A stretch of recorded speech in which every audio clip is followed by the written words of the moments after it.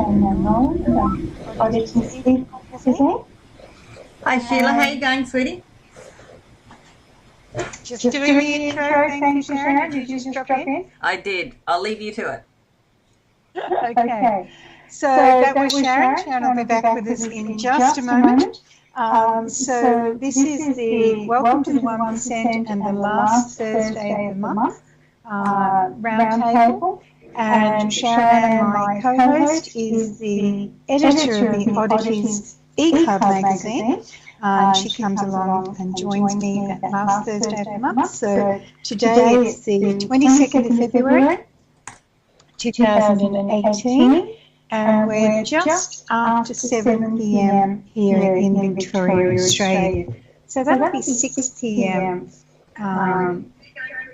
For Sharon. And she's in Queensland, no daylight saving. So we're in Studio A, and I know Sharon has a wonderful guest for us this evening. So if you'd like to call in to listen, 605 468 4702. And if you'd like to call in and have a chat or ask a question, 1804 591 0046. And my wonderful producer, Bobby Vicarious from Urban Psychology. Bobby's going to keep us all on the straight and narrow, I hope, tonight. And you have Jason Reynolds for us tonight, Sharon. Yes, we've got a wonderful guest, and a male for once. We don't usually get many males, Sheila, so I thought you'd like that. We do an awful lot of women, but we've had Michael and we've had Rob Newitt as well at times, haven't we? So I shouldn't say that. Yes, but tonight we have a gentleman called Jason Reynolds. He's of the quantum movement. I'll give you a little bit of background about Jason. I'm not sure if we've got him on yet. Is he on, Bobby? Doesn't look like it. Oh, okay, so I'll go through the bio. Jason Reynolds is someone who continues to ask questions. From a young age, Jason refused to accept the usual dismissive and at times ignorant answers fed to him. You know, we've all had these. That is just the way it is, or it has always been that way, or there's no point, it will never change. These questions sparked an adventure within him, which remains in full swing today. He left conventional schooling early in life. Jason sought truth and worked with a number of spiritual teachers and others who were then pioneers in their various fields. Whilst many of these people were cosmically conscious, don't you love that phrase? Cosmically conscious, yep. Love it. They collectively shared a focus of action, self-expression, and they also shared a deep truth free from the distance of hope and wishing. Jason is driven to spark the divine authority within all of us. I love that phrasing as well. He has wonderful words. Enthusiastically awakening that calling broadcast deep within. He embraces uniquely the weird and the grace in the inspired and ongoing moments of completion. The truth is always available. If we are prepared to ask the question, hope is what we are left with when we're not brave enough to listen. So that's a wonderful intro for him, don't you think?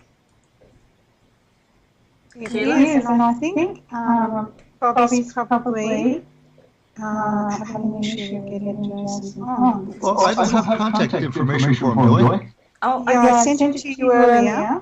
You did? All right, I'll look for it. I just sent it to you again. Okay, thanks. Okay, not a problem. So I actually, because I've never heard of Jason, isn't it interesting? Even though we know a lot of people in common, I've discovered this afternoon. Oh, do we? But who else do we know? Yeah. Lauren Kirk, of course. Oh, yes, the lovely Lauren. Karen Marie Langford, I think, was another one. Oh, yes, There were a number of people that I recognise their names, so a few people that I know. Yes, I'm actually entertaining Karen on Sunday here. We're having a Gaia Day, Sheila. That's, the wonderful Gaia TV, which has a lot of documentaries and talks on pretty much every genre that's inside my magazine.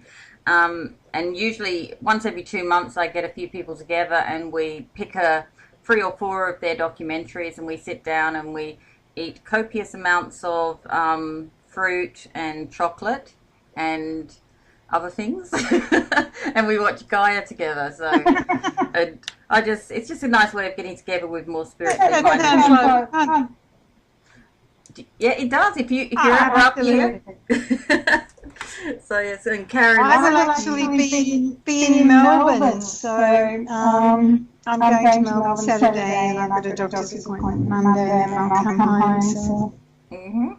Lovely. It'll be nice. Yes. And tomorrow, Saturday, I'm off to Mind, Body and Spirit, which is up here in Brisbane at the moment. So I'll be catching up with a lot of our columnists there too. Anyone you want me to say hello to? Anyone I know, yeah. Lauren Colcott and yes. And I think you remember Francie Griffin? They'll both be there. Oh, fantastic! Yes.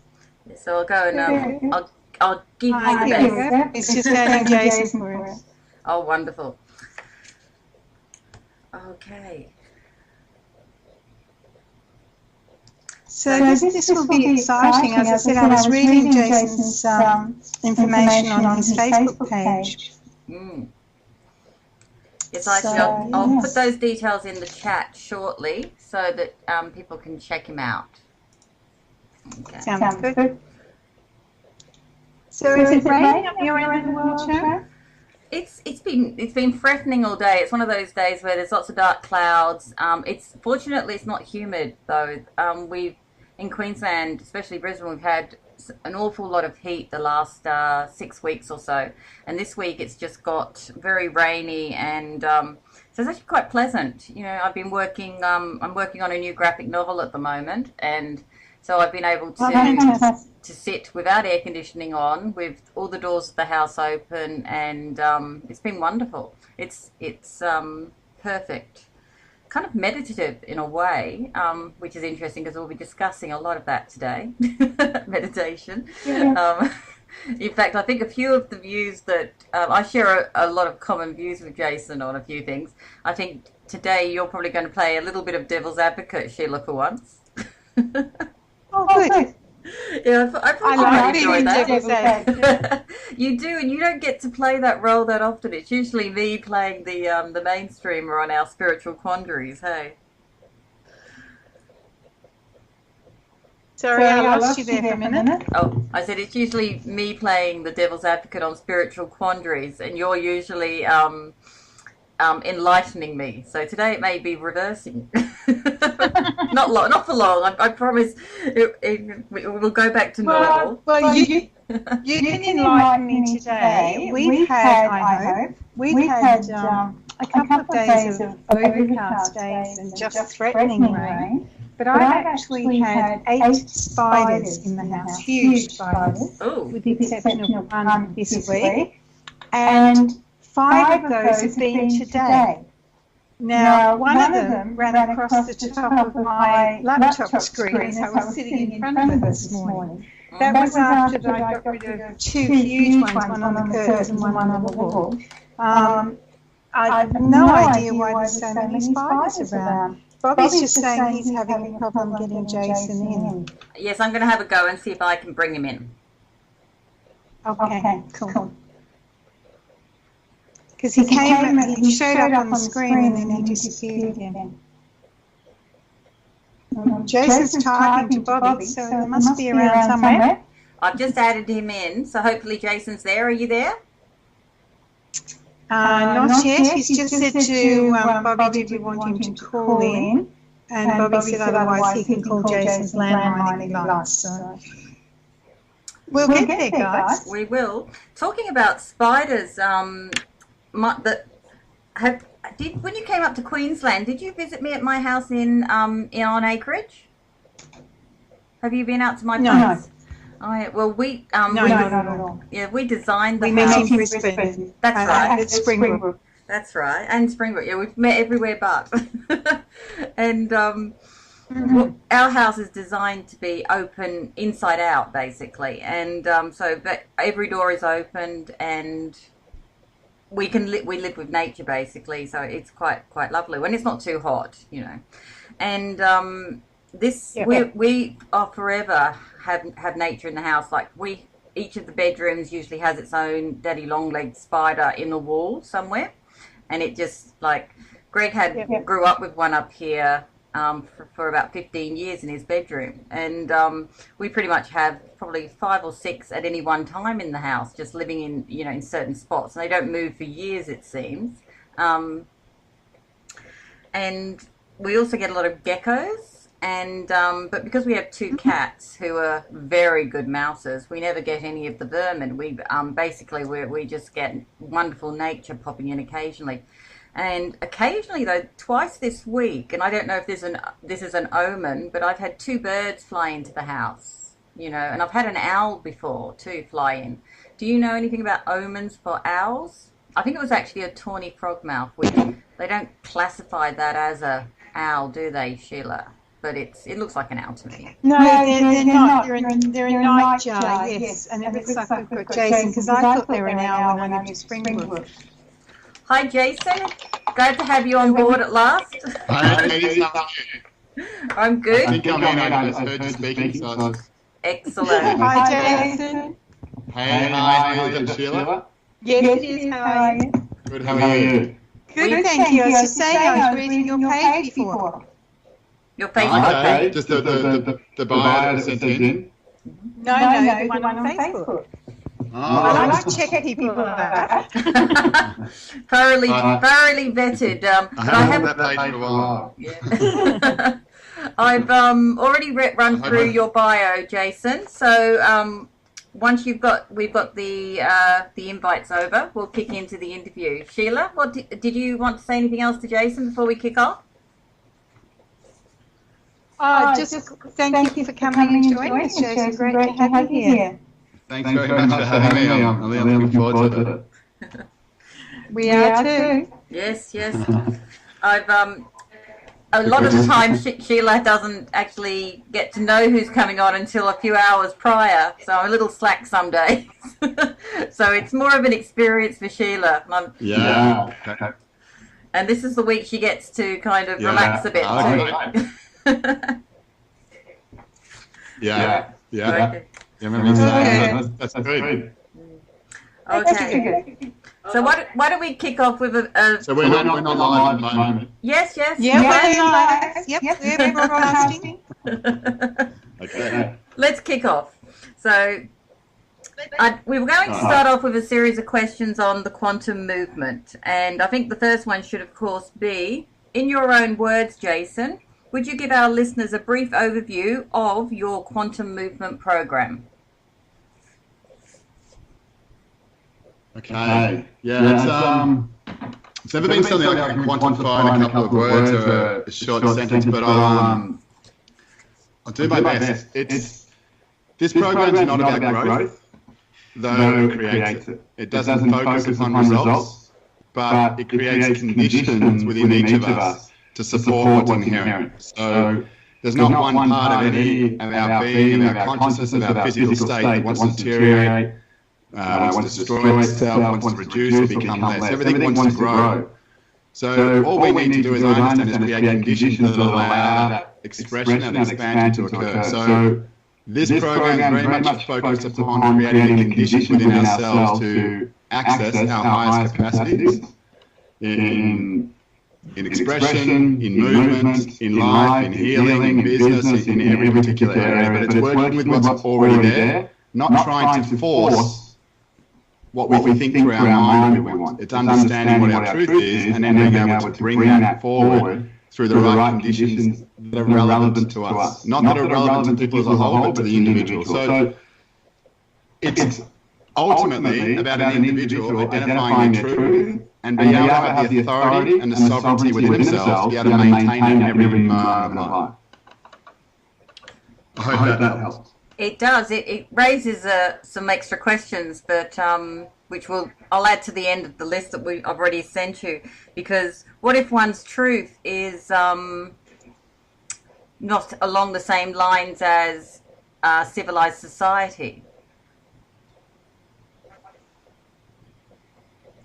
then I'd probably ask you what's civilized society. Ah, yes, that's The thing is, I would say that I think it's a confusion that a lot of us sort of, I've found in time to live by, that there is a truth that's there for all of us.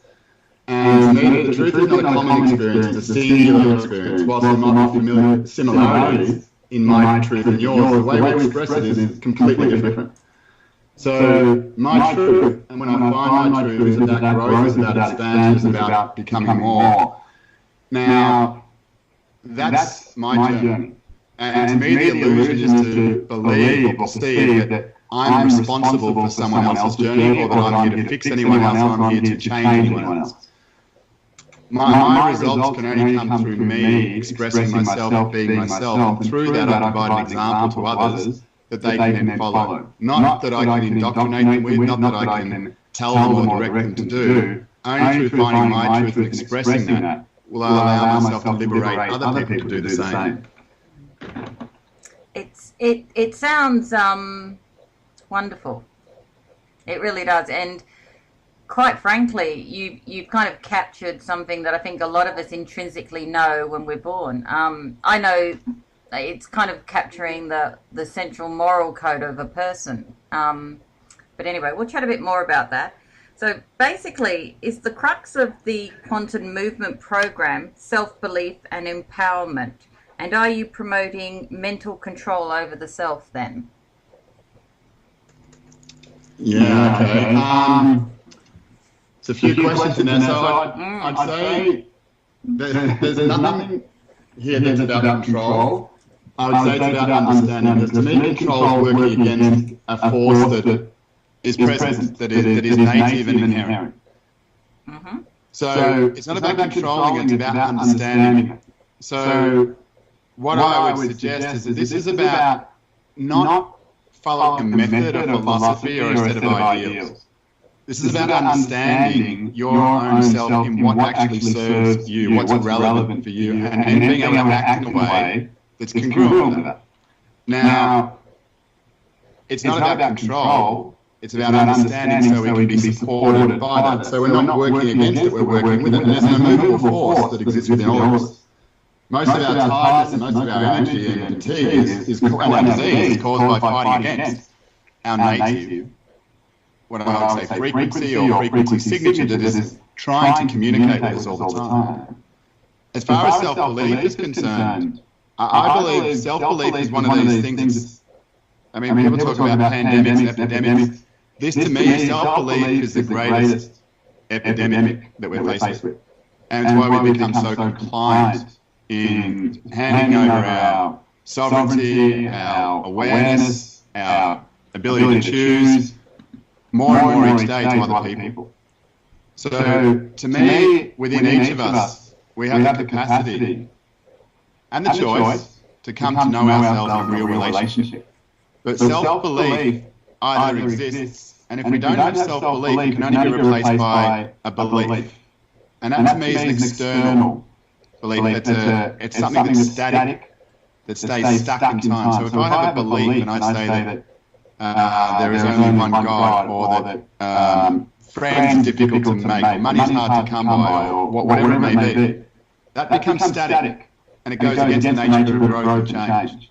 But if I have self-belief, it allows me in the moment to become aware and present in situations and take action in accordance with the moment of now. Not what happened previously, not what I was forced or guided to do previously, but to me, we either have self-belief or we have a level of ignorance which causes us to take on a belief. Do you feel that... oh, sorry, I was just going to ask from what you were just saying. That's all right. When I find I'm my truest self in moments of, not danger, but I suppose when I'm in a state of anxiety and I'm reacting instinctively, as you say, in the moment. So when I've in the past I've been in situations where I've reacted, is that me being in myself? Is that my true self in a way?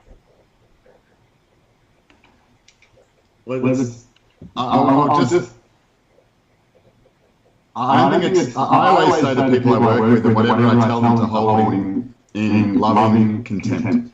So I can share information, but it's up to them to know within themselves the truth as it relates to them. So I would say when we're reacting and we're moving through states where we start to feel familiar and get a momentum, generally what's occurring can only be occurring in a state of reactivity is we're just doing what's familiar to us. We've got to a state where we're in a level of pain, confusion or discord, or something's not quite serving us in that moment. And we then get to a point where we make a decision we've got to move forward. Now, ultimately what we do is we move back through a familiar pattern, but what we don't realise is that we've previously chosen to drop, to release our frequency or our expression and get to a place of pain in some form, in some way. And when we get into this reactive state, we start to feel better only because we're going through a familiar cycle that we've already been through. We're not actually growing, we're just going back through and picking back up the places that we've dropped from. So we might have been at level 6, gone down to level 4, and we're now going back up to level 6 and assume that we're growing, but we're just repeating that same cycle. So I would say it's not until you're in a state of choice where you have space in your life which gives you the option to clarity and choice and time's not dictating your actions, that's when you become the truth.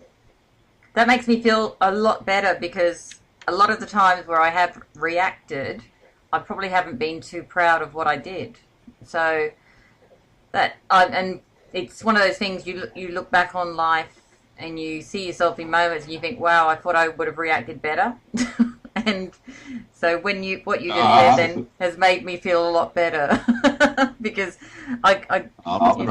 yeah, that's good.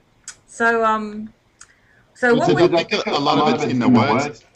Yes, definitely. It is. They're so powerful, and I think a little bit later on, a little bit later on we discuss wording and labeling and that. So we could probably spend hours on that one alone, I'd say.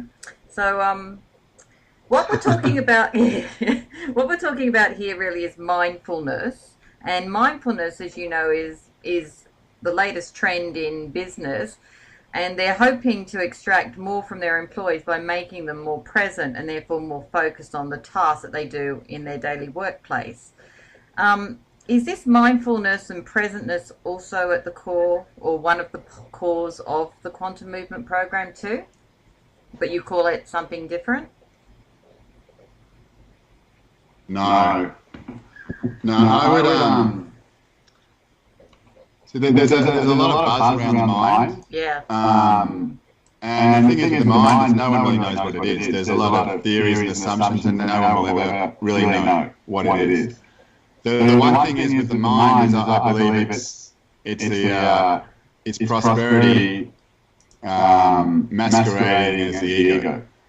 The nature of our mind is it's there to organise those things that do not enliven us, that do not bring passion to our life. Our mind is simply a reaction to life. And it's a reaction. It's a continual cycle. And you see, from my perspective, the mind is very powerful. But the mind is only here to be organised. Where our real power is comes through our heart. But as we've been brought into this existence, as the way I see it, we are all heart when we're born. We're open. We're there to explore. I mean, children ask so many questions because they're coming from an infinite state. There's no boundaries to life. It's where and how and when and more and more and more. Now, at some stage, that child's heart gets broken. It doesn't need to be in an intimate relationship, but in some way, they're made to feel like a fool, they're made to feel restricted or less themselves in some way. And in that moment, they lose trust. They lose a connection to their own truth and their own self. And this is where the cycle starts to take on beliefs, because they stop trusting in themselves. Now, what happens is we then start to use the mind, and the mind starts to become the heart, and we start to try and drive pressure, we start trying to become motivated, getting people externally to push us to move, to grow, to develop ourselves. We're going to find our life full of energy and force and effort and hard work. And this is why we have these types of beliefs of struggle. Because we're using the mind for not what it's there to do. Your mind is there to organise the things that don't serve you. Once you organise the mind, your heart is then free to express itself. And what's happened with a lot of us is that we've used the mind to structure our heart. And we don't live through passion, we live through structure, we live through obligation, we don't live through creativity. Once the mind is organised, we give structure and freedom to our expression. But we've crossed the line, we've lost our heart somewhere along the lines, and we're now trying to generate it each and every day with all these practices like meditation, like mindfulness, like trying to get happy and smile more and focus on the positives and levels of spirituality and New Age philosophy. Everything is already within us. We don't need to go looking any further, but if we don't get shown how to, we can only then be mesmerised or enchanted by what someone else can tell us more effectively. And this is, I think, for me, it's about, it would be ignorant of me to share something with you that just because it worked for me. And this is what happens a lot within teaching and these days. People have a great experience that changes their life and automatically become subscribed on a pedestal that they're able to change everyone else's life. There's nothing to say in any particular moment that because someone had an experience of growth, that's going to have any benefit for anyone else. And if it does, we're ending up restricting that individual because we're not giving them a chance to explore themselves and be able to discern the information for what's relevant for them. And they take on information through books, websites, courses, without being able to identify the information that's relevant to them. And to me, this is what it's all about. We've got to get beyond the conversation and get to a point where we can start to action our lives, to express our lives. Because to me, that's your truth. Your actions demonstrate your truth in each and every moment. The outcomes you're getting are the ones you're getting, not because of the conditions were wrong, they served you, they didn't. The actions you took and the outcomes you got are your truth. And if we learn to accept that, we then have the opportunity to grow from that. Rather than getting stuck in a conversation as to why and how it happened, rather than understanding how we can align with ourselves to expand and grow without all the effort that we're putting into life. No, that's great. Yes. The modality chat that we had the other day on the various ones that we both kind of come across kind of opened my eyes a little bit. What Jason and I were discussing the other day, Sheila, was the amount of what I call the spiritual path, and how a lot of people start with various modalities. Usually it's something like crystal healing or what's the other one? Yeah. What's the other favourite one that we were discussing? Meditation, yoga, NLP. There were so many of them. What do you think about that? Reiki was the one that everyone seems to have on their CV. Do you have Reiki on yours too? Yeah. Sorry, Jason, go ahead. No, you go, Sheila. That was actually for you, Sheila. I was wondering if I actually had someone recommend Reiki to me in 1989, and I knew nothing about it. I'd just fallen down the stairs, and so it was like 9 years later when I got a lot better and started looking again, that I actually heard about Reiki again and went and did something with it. And I've actually done Reiki with 6 different people because I've this inquiring mind that needs to know things, and I want to know if other people did it differently. You know, I'm not going to just accept the first thing that comes along. I want to explore it. So I combined all of the things. No, let's change that. I took from each of those modalities the parts of them that resonated for me and created my own program with some additional stuff in it. So I call it Reiki and Beyond because it's not just Reiki. And it depends a lot on people, a lot of the inverted commas Reiki people, because how dare I? Well, because I can. Because you do. And I love it. It's not something I teach very often. I teach other people to teach it if they want to. Because it was, as Jason's saying, you know, it was part of the journey that I was on that got me to where I needed to be, or to the next step for me, or whatever it might be. So it's not such a huge thing for me anymore. And NLP's never been a favourite of mine. I came across that in the 90s. Emotional freedom technique, tapping, totally puts me off. And I know lots of people love it and do it, but I also look at it from that one particular perspective. Sheila, I've only done it once, and I actually poked myself in the eye, so I don't think I'm a natural at all. Well, my explanation, because I'm dealing, you know, in a lot of the stuff I do with meridian energy points and dimensional doorways, if you like, is what are you actually opening and not closing? You know, when you're tapping on a meridian, you're giving the body instruction, and you're asking it to open that door you like to take in that instruction. Are you actually showing it how to protect itself, or close that, not necessarily the right word, close that door afterwards, so you're not open to whatever else may be around? Yeah, I think that's exactly where Jason and I got to on the discussion. Basically, we were basically discussing how what you just said, like you take what resonates with you, and but there does seem to be this perceived path that to get to a certain point in spiritual pursuits, like you have to have done certain. Reiki seems to always be at the beginning of everybody's journey, or crystal healing, or aromatherapy. Even aromatherapy is like a very soft start. You know, it's, you know, they're serious if they kickstart straight into Reiki, I think.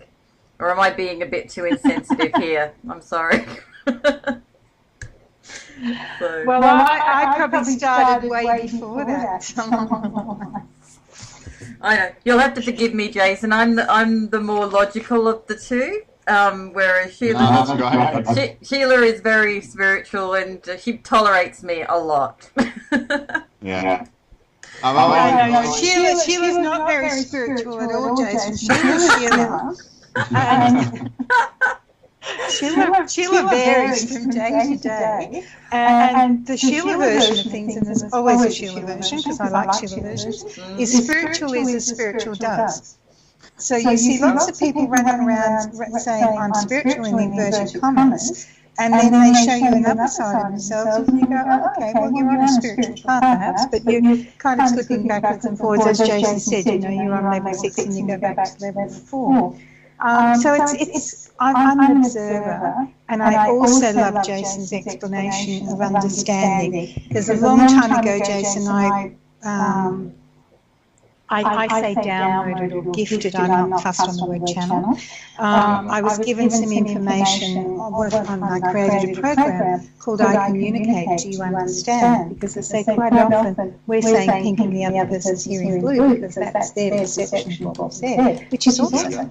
It's where they need to be. But it doesn't always help if you're trying, working and having, rather than try, a conversation at times. You're on two totally different pages. So I like the word understanding. Yeah, I think it's great. It's, I think one of the words that sort of really came to me was knowing is a big word in spiritual circles. And I think, to me, I've come to understand that knowing is really a feed of the ego. Or, I mean, to me, the ego has a lot to do with resistance and ignorance, but it feeds into that, because to me, when we know something, or we're in the knowing of it, yes, I believe the ego to keep us static, to keep us stagnant, not moving, and, you know, ultimately, I believe without movement, there's death, and that's what starts to occur. But what happens with understanding? Understanding is that ability to act upon it to completion. Not just to act upon it, but act upon it to completion as it's relevant to you. That's my understanding of understanding. And I feel that, you know, we don't most people's conversations generally are about things that they do not understand. Because if you look at your conversations, you don't talk about the things you understand, because you understand them. There's a completion and a cycle that is congruent there. So one of the things that I've found, I think I might have said it to Sharon, is that you don't speak to someone about how to brush your teeth. You don't speak to someone about how to drive a car, because you understand how to do these things. But the interesting thing is, with these things that we truly understand, we're open for people giving us advice or insight about. But we're very resistant as parents, having someone else tell us how to raise our kids, or even if we have a pet, how to raise our dog or our cat. Because we generally don't understand it. There is no understanding that. It's a constant movement. And I think understanding and life and wisdom, I mean, to me, like the idea of intuition is useless. It's just nothing more than noise if we don't act upon it. And I only believe the only purpose of information is to take action. And when we do take action, we become light, we become in the flow, we create movement, and life starts to work. But it's, yeah, I think that, to me, that's critical. It's what we can do in our own state to express ourselves in a way that's true to us. Yep, spot on. I think understanding it's critical. I think knowing creates a conversation and awareness, but not action. It's interesting that you should say that, because when you were speaking earlier about the quantum movement program, I was thinking to myself, what if my inner self isn't, I was going along the themes of, isn't a person that would, or somebody that would headbutt civilized society. Would I act, or would I just know myself? And you've really just answered that, so thanks for that. Sorry, Sheila, I interrupted you. No, that's good. Keep going. We talked before also about language, and the next question is pertaining to quantum language and what is it, and how would changing our words manifest a better life outcome. And I suppose I'm also talking about how we label things as well, Jason. What are your views on that? Yeah. On language? So I missed it, just cut out just a little bit, sorry. Oh, okay. So basically, what is quantum language, and how would changing our words manifest a better life outcome? Okay, great. Yeah, look, when I say that quantum language, I'm talking about a language that's not spoken. I'm talking about a language that's universal, that exists within us in every moment. It's the ability to interpret frequency as information. Now, we do this when we're born. We don't know how. It's inherent within us. We don't need to learn it. We just need to become trusting of it. But like everything, we spend, the first 5, even 10 years of our life learning how to get our physical mouth and tongue and the rest of our anatomy around speaking a language. And then if we have to learn another language, we have to then reconstruct that again. But we've got a language which is universal, which in an instant, I mean, we can have an idea come to our mind, and in a second we can see something unfolding that is a lifetime journey, in an absolute instant.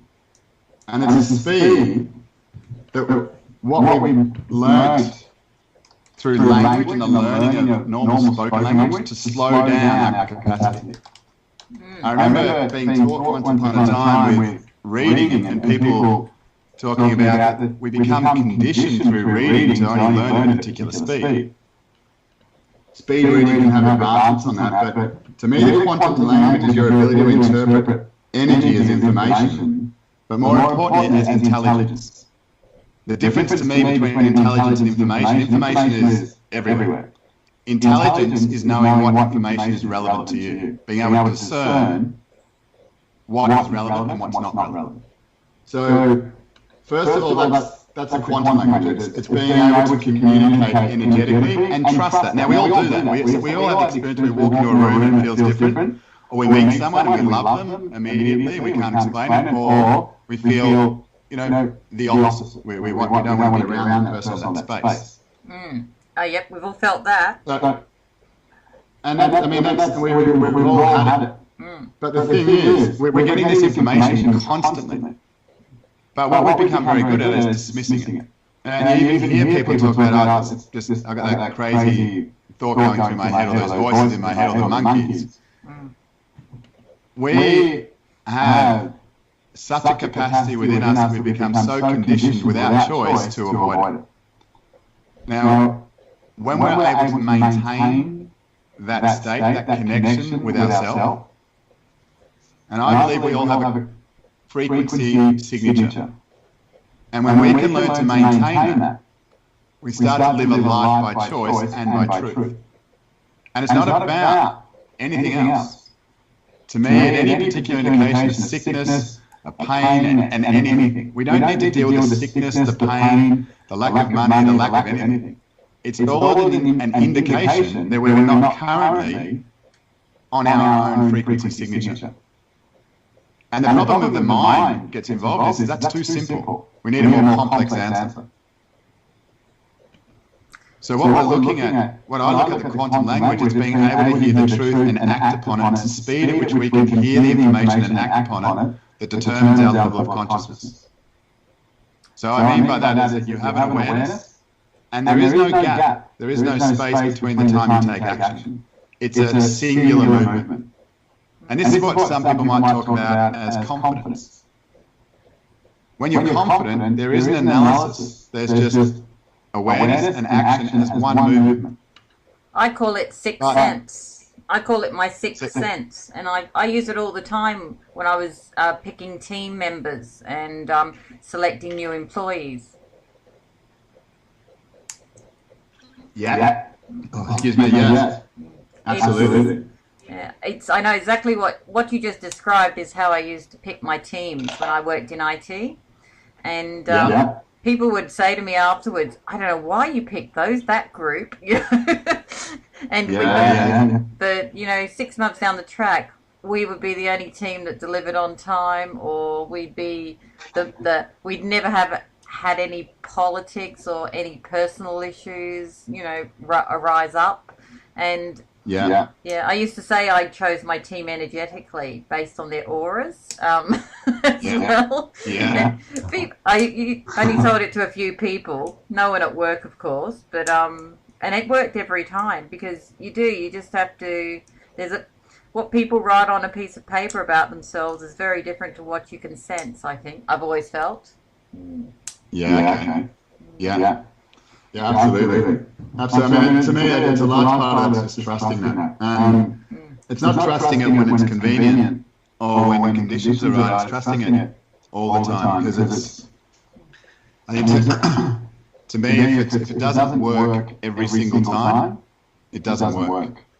And this is a lot of what I think we get caught up in with our own personal growth, is we get satisfied with occasional results, and we get attached to them, rather than.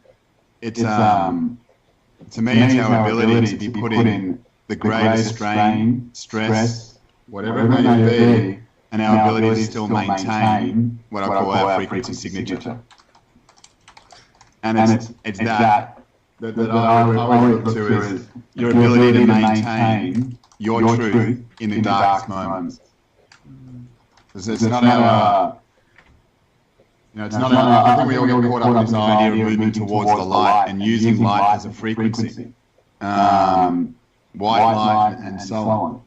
So when you were talking there, and it's quite funny, I've been having a discussion in chat with somebody about the sleeping prophet, Edgar Cayce, and were you aware that he energetically read books? He would place a book under his bed on the floor, and then he would go to sleep, and he would read the book while he slept energetically.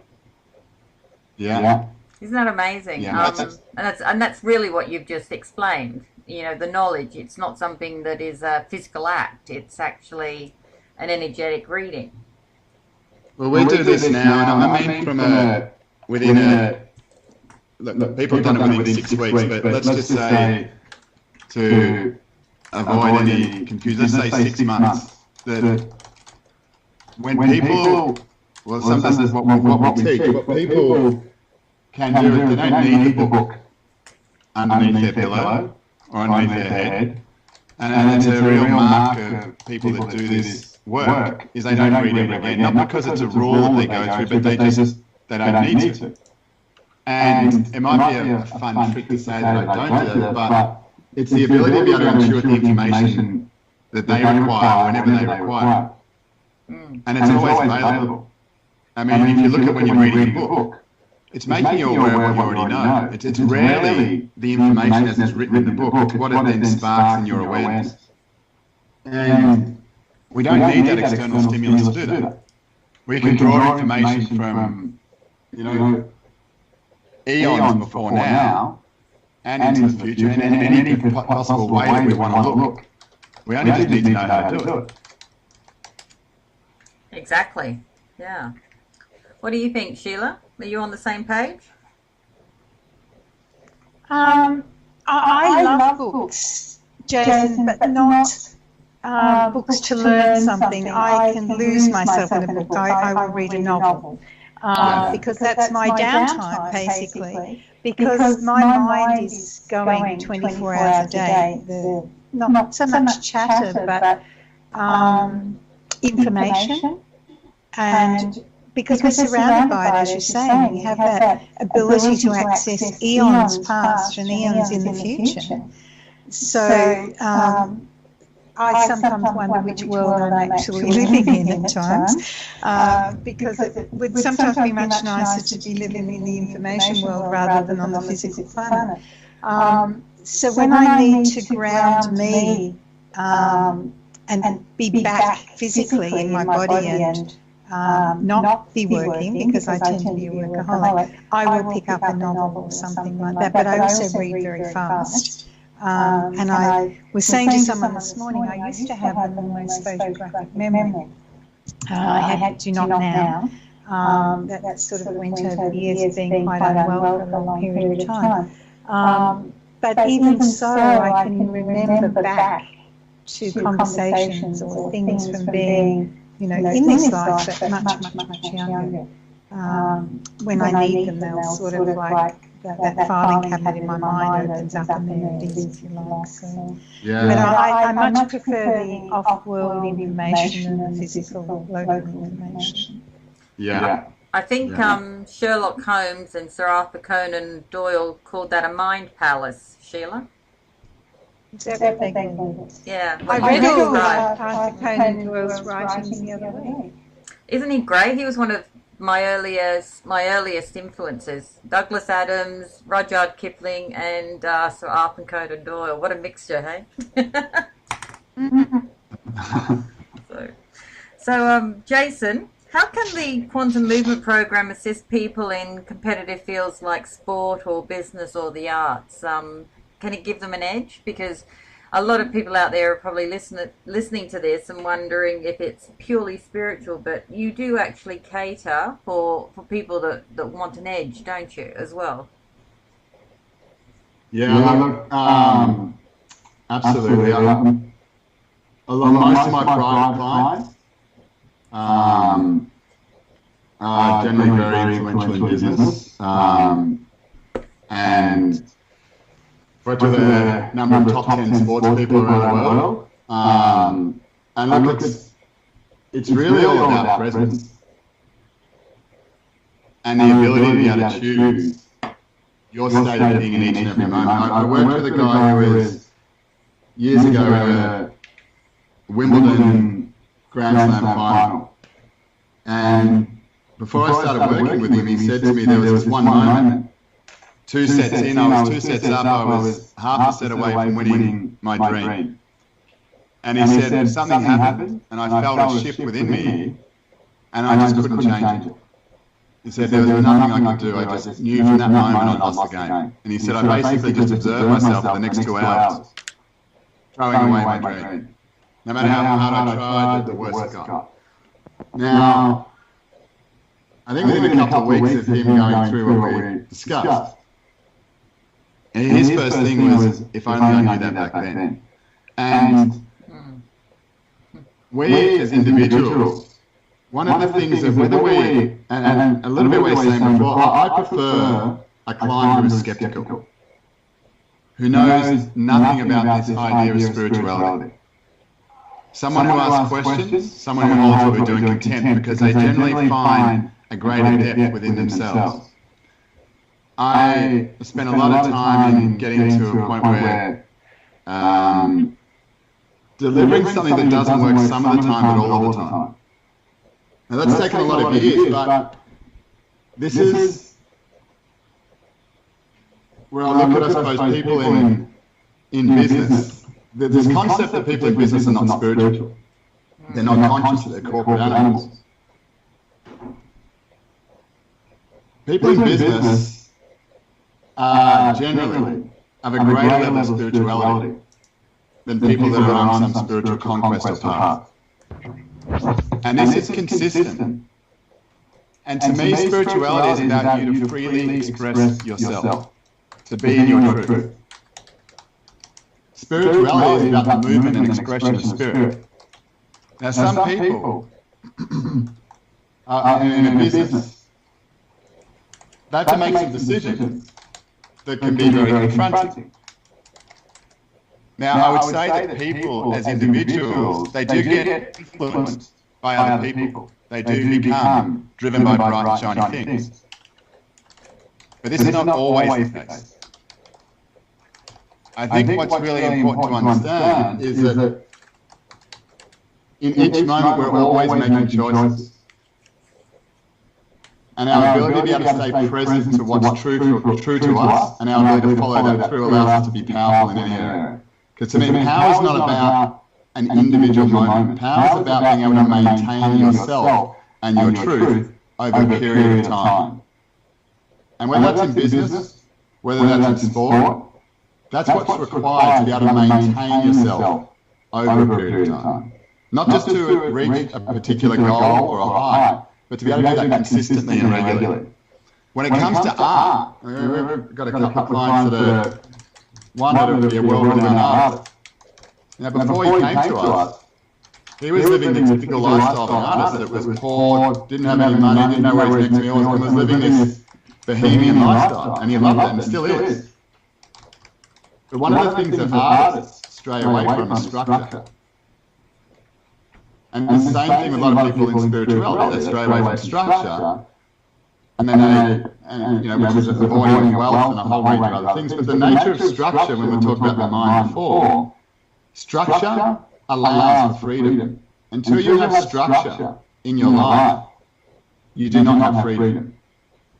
And structure is about organising those things that do not serve you so that you can be full expression of what's true to you. What makes you vibrant, what makes you live, what makes you unique. So, when it comes to business, we have people in business that we did work with people in the UK from Australia, and he had inherent and systemic problems in his business for the last 22 years, and had consultants and a whole range of things involved in trying to fix his business. He asked us to come over, or myself to come over and work with his staff. I wasn't able to go at the time, and I said, but I can do it from here. Now, as we did that, the business itself is just energy. It's just an idea. It's only become a physical manifestation because of the person's mind who is running and controlling that business. Now, a business has a culture. A culture is group habit. Group habits are based upon beliefs. When you change the belief structure of a business, an energetic entity, you change the environment within which people work. And what he said is that you're not going to believe this. People that have been trying to remove from the business in an effective way for the last 15 years have now just come forward and handed their resignation. Other people have now entered into the business. We've picked up more clients. It's not about fixing and getting results and things that we desire through our mind. It's about creating conditions that do not allow them to happen organically, naturally. And our ability to be able to maintain it. So, look, to me, business, art, being a parent, it's if you want to do it easy, if you want to live in a state of ease, and you don't want to be chasing your tail and reacting to life, in any area, I would say that those people. That's been my experience to this point anyway.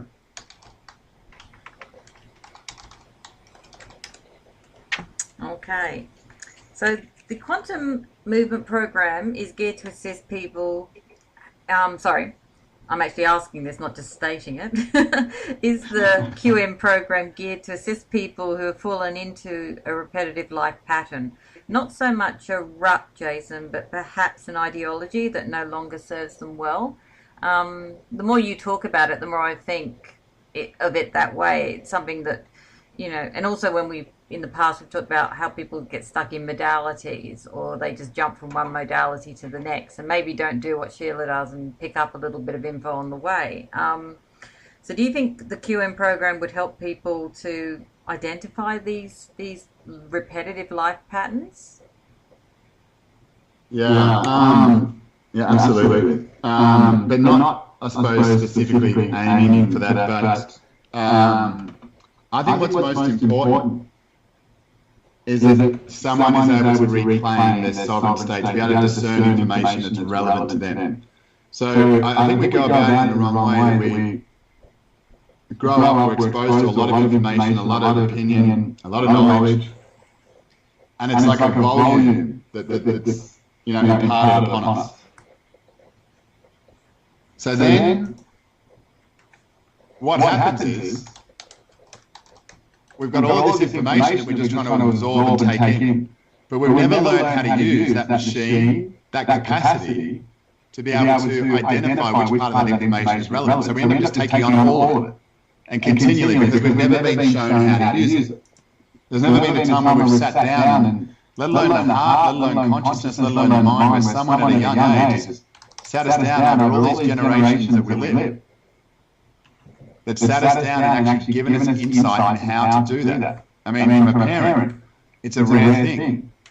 A few opinions, a few wise words here, but giving us an understanding of not just who we are, but what we are. I look at, you know, there's, and it springs and triggers ideas in people's minds, but one of the things that the Masons have done, which I think is amazing.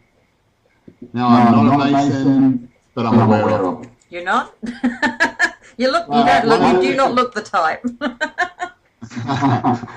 Well, that's. But one of the things I never. I'm in awe of, you know, what they may have created. Let's just say that. And what they've shown is through organisation, what they've been able to create. I don't agree with the agenda or what they may be proposing or anything along those lines, but I look at what they've created, and where people get so annoyed and I suppose angry towards people, this is that they are not utilising themselves. It's when someone shows up in your space who is performing, who is growing, who is expanding, we tend to draw them down or pull them down because it's making us look bad. Now, the Masons in their own way have created what they have, and it's nothing short of phenomenal as far as a level of organisation, which allows us to recognise that we can do the same. But the other part which they've done, which I believe is amazing, which it's a part of what we encourage within what we teach, is that everyone has a mentor and everyone has a student. So throughout our entire life, we're constantly learning and we're constantly teaching.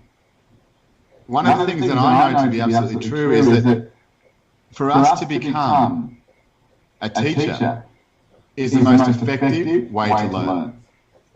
And that's through teaching we gain understanding, because until we don't truly understand something until we can teach someone else to understand it. And these are the types of things I think where some of us go, yeah, no, I'm aware of that. Oh, yeah, I know that. Yeah, I've got that. But it's not until we can cause someone else to understand it and impact their own life that we truly understand it within ourselves. And this whole concept of having a mentor and a student allows us to recognise that. And I believe, like, the life patterns that we have, we're very rarely pulled to account. We rarely find ourselves using the capacities we've got. And the only time we generally do, sadly, is when we're in the greatest amount of pain.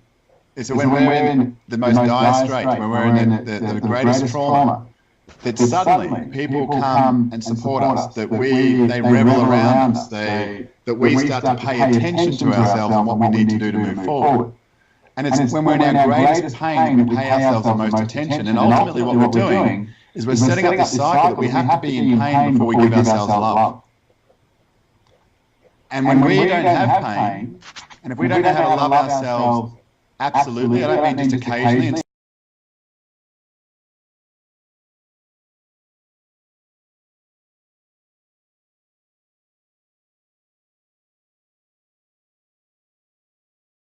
pain, and if we don't know how to love ourselves absolutely, I don't mean just occasionally and saying a few nice words and being grateful in these types of practices. I mean absolutely understanding how to love yourself in the same way that you get up in the morning and brush your teeth, as an absolute practice, that how you love yourself. Until we know how to do that, we have a problem. Now, when we can do that consistently, we then don't need to find ourselves in pain, causing pain, unconsciously, in order to bring attention to ourselves, in order to love ourselves. If we started to pay attention to ourselves when things were going amazing, when things were organised, when things were in the state of flow, it's then that we start to become enlightened. It's then that we start to become true to what we really are. But the nature of our own conditioning causes us to wait until we're in pain before we justify doing what serves us most. I know that went off a bit of a tangent there, but that's... No, it was good. Yeah, no, it was good stuff, Jason. And it basically, you really are hitting some epiphanies in my world at the moment. What about you, Sheila? Are you sitting there going, yeah, I understand. That's why we're probably so silent tonight. You're really resonating with me. Is he resonating with you as well, Sheila? Hello, Sheila? Yeah, I was sort of nodding. Yeah. You sent her to sleep, Jason. So no, I was nodding my head and reading what Bobby written. So we'll wait till the end of the next hour, Bobby, and then we'll do a break. Because we're on a roll, that's really good. I was nodding away and agreeing with a lot of what you're saying. There are a few things that it was like, don't know that fits for me, but that's my stuff.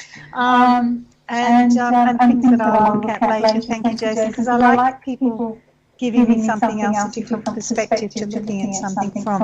And one of my Sheilaisms, if you like, is if I haven't learned something new every day, I've missed out. Yeah. I think there are. I love. I'm not encouraged. I love that sort of conversation. If there's something that you don't agree with, by all means, I love exploring it myself. I think it's important. I feel for everyone to be able to speak the truth, and be able to bring that up.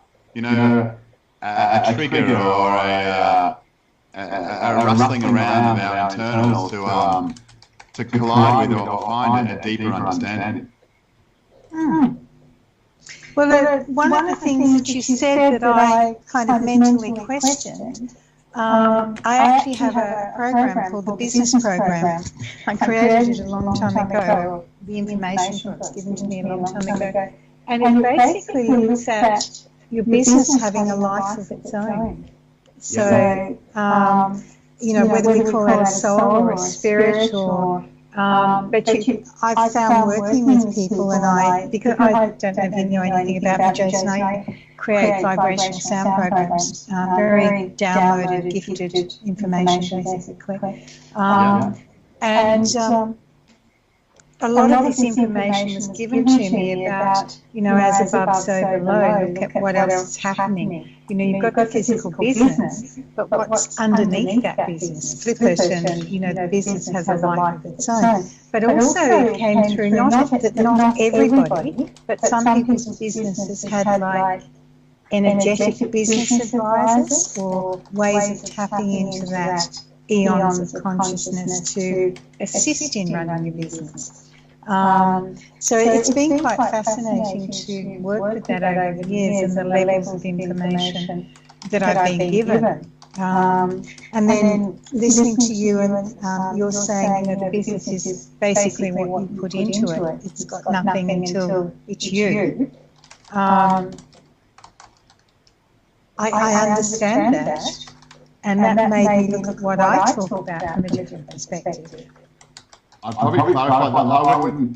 I think maybe the words were, I believe business has a spirit, it has an energy, and it has its own vibration. Like any idea or any information that we receive, like an idea that comes to mind.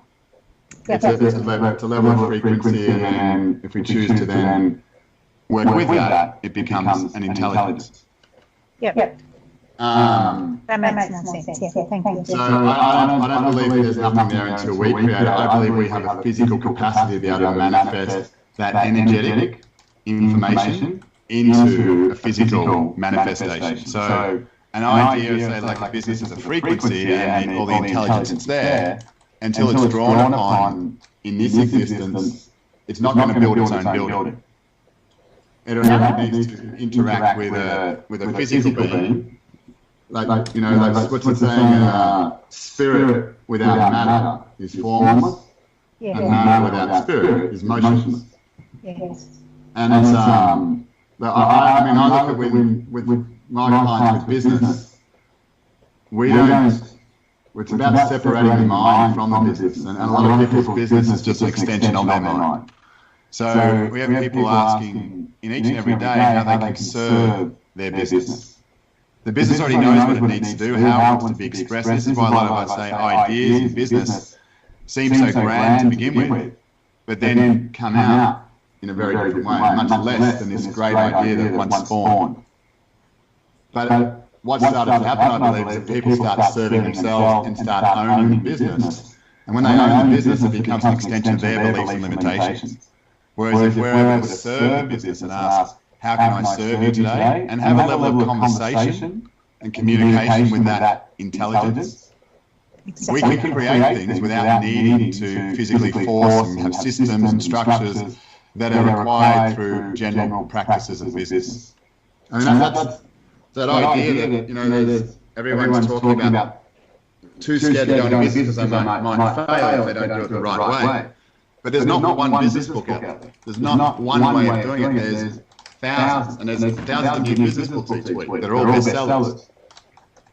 Business is just your way of doing it, I believe, anyway, and it's just a matter of, I believe we can run many businesses and be the custodian of them if we learn how to serve them. I like that. Thank you. Thank you. Okay. Sorry, you were just, you both have kind of lulled me into silence there. I just enjoy listening to you both. So anyway, from my research of the movement, the quantum movement program, I gather that it can be beneficial to both the spiritually minded Jason as well as the more mainstream thinkers alike. Would you agree with that statement? Yeah. It works both ways. I know what you're saying.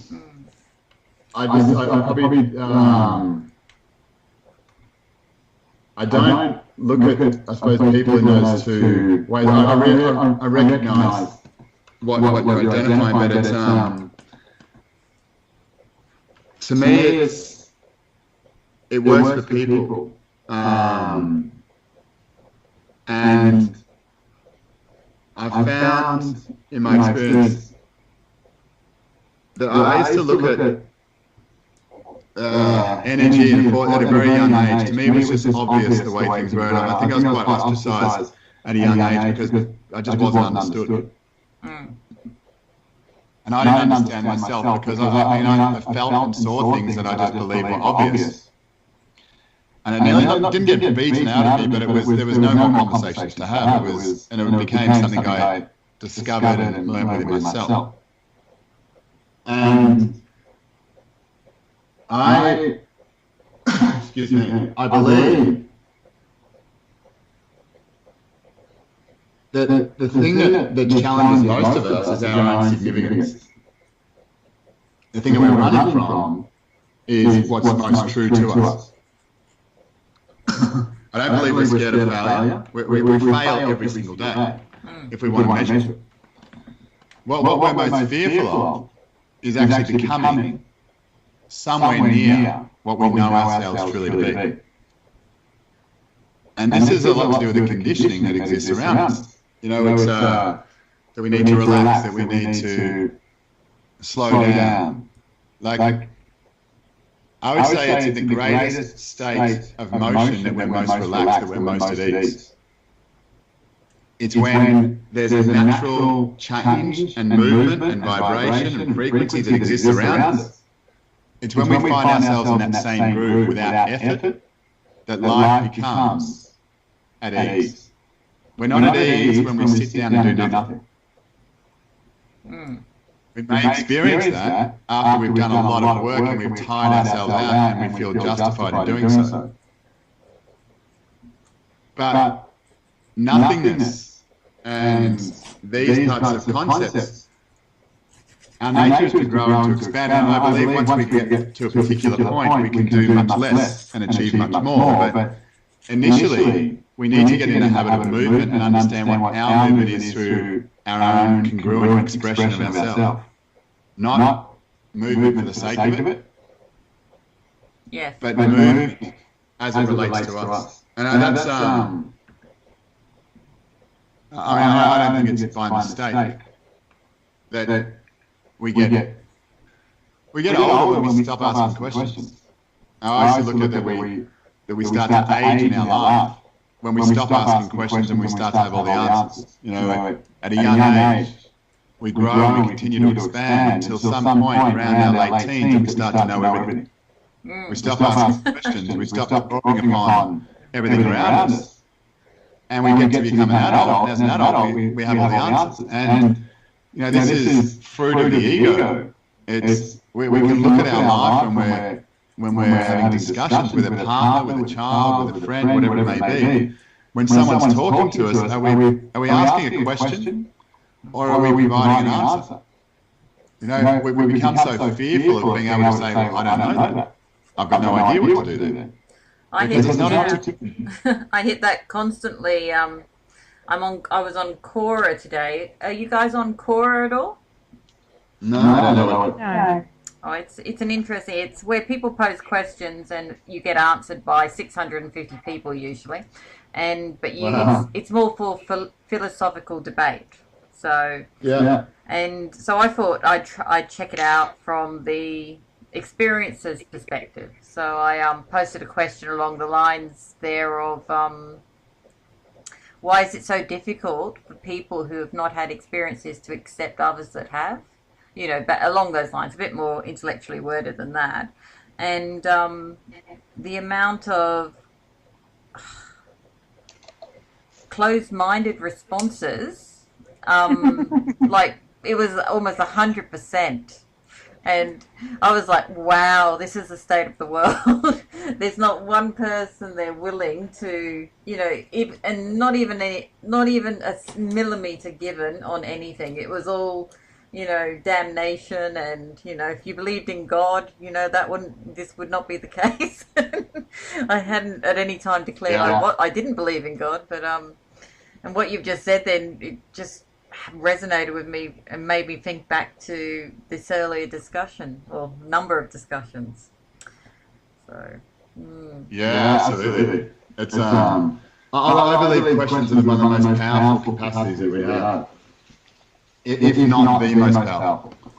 But you need to have an open audience. I think that's the key, and that's what you've got. I don't mean questions to other people. I mean questions to ourselves, and maintaining a state of being in the question, rather than, you know, being aware where we've got answers. Because where we've got answers, we're choosing to say no to growth. We're choosing to say no to more, to greater expansion, to have, you know, greater capacities of intuition, greater capacities of awareness in any part of our life. As soon as we know, well, we don't need to grow. And what you just said, Jason, makes perfect sense to me with something I've been saying for a long time. You were talking before about being the teacher and being the mentor, being the student and so on. And I've said for a long time, some people you can teach and some people already know. And you can't teach people who already know. Yeah. And so I've changed it around, rather than saying most of the time that I teach, to say that I share knowledge. And when I'm sharing knowledge, and I'm sure some of my students will tell you I'm an absolute pain in the butt, but I will say, choose the two main things: be aware of everything around you and do not trespass. And then my other favourite word is and. So when they give me an answer to something that I've asked a question, and, keep going, do not stop, keep looking, because that's how I work. You know, okay, I've got an answer, but if I turn it the other way up and look at it again, and maybe if I flip it on the other side, so backwards, forwards, sideways, upside down, crosswise, anti-clockwise, you name it, I want to know all of the answers, or as many of them as I can possibly find. And people, I'm sure, get sick of me saying, and how many more things does she want me to come up with, kind of thing. Yeah. But how do we stop, though, Jason? How do we not keep looking? When there are so many more answers, aren't there? Yeah, I mean, there always is, but I think questions are there as a recognition that we've stopped. You know, we don't need to ask a question if we're in motion. We only ask a question to the degree that we don't and are not clear on the motion that we're currently in.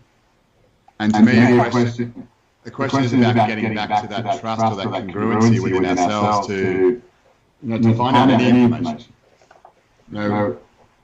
And that's questions and being in the habit of a question is, for me, to get into a question, we first must accept, we must become vulnerable, because we first have to accept we don't know. If we don't accept we don't know, we're not going to ask a question. And then in accepting we don't know, we've got to be vulnerable, so we've got to expose ourselves, which in the past, for most of us, when we expose ourselves, that's become a painful experience. And we're now handing over our assumed power to someone else. And this is what I did, and this is, Jason, what I was hitting on Cora. Everyone I was interacting with wasn't willing to be open. They were pretty much going back to their programming, or what they've been programmed to dismiss. And it's disappointing. But keep going. Yeah, absolutely. And that's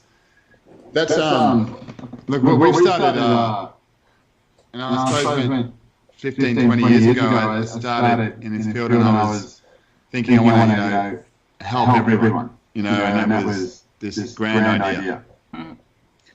And I soon realised that most people don't want to change. They don't want to have they'll talk the game of it, but it's rare that someone actually wants to make that difference.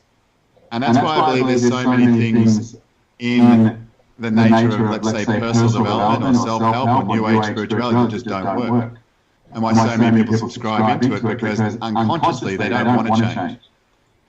To really want to change requires a real level of courage and a real level of depth. And it's why, some years ago we started putting in place an application process, which seemed to be something that was, a barrier to entry.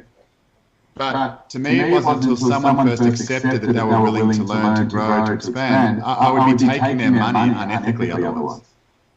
Because if they weren't ready to expand and grow, well, they were not going to benefit in the way that they possibly could. Now, things have changed over the years because of the way we now do things, but we first must accept that we want to become more than we believe we can become more in order to do so.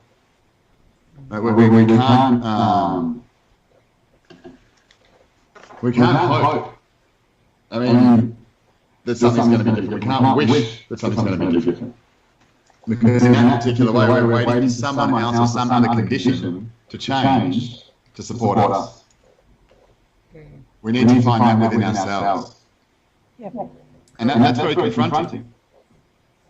It is, and I think those moments only happen a few times in life. I know I can think of 3 times in my life where that's happened to me, but I think I'm pretty normal on those, and they're usually, well, maybe I'm not, Sheila, but normally people don't want to make that that moment, and each of those moments have been at quite critical places in my life. So where I've realised, well, if I don't do something now, or if you know, to move past this, I really need to dig deep here. So so I know exactly what you're saying, Jason. And you're right. The person has to be there 100%.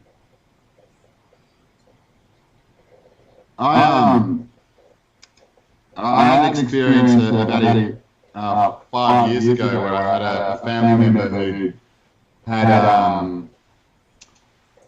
a very early onset of breast cancer.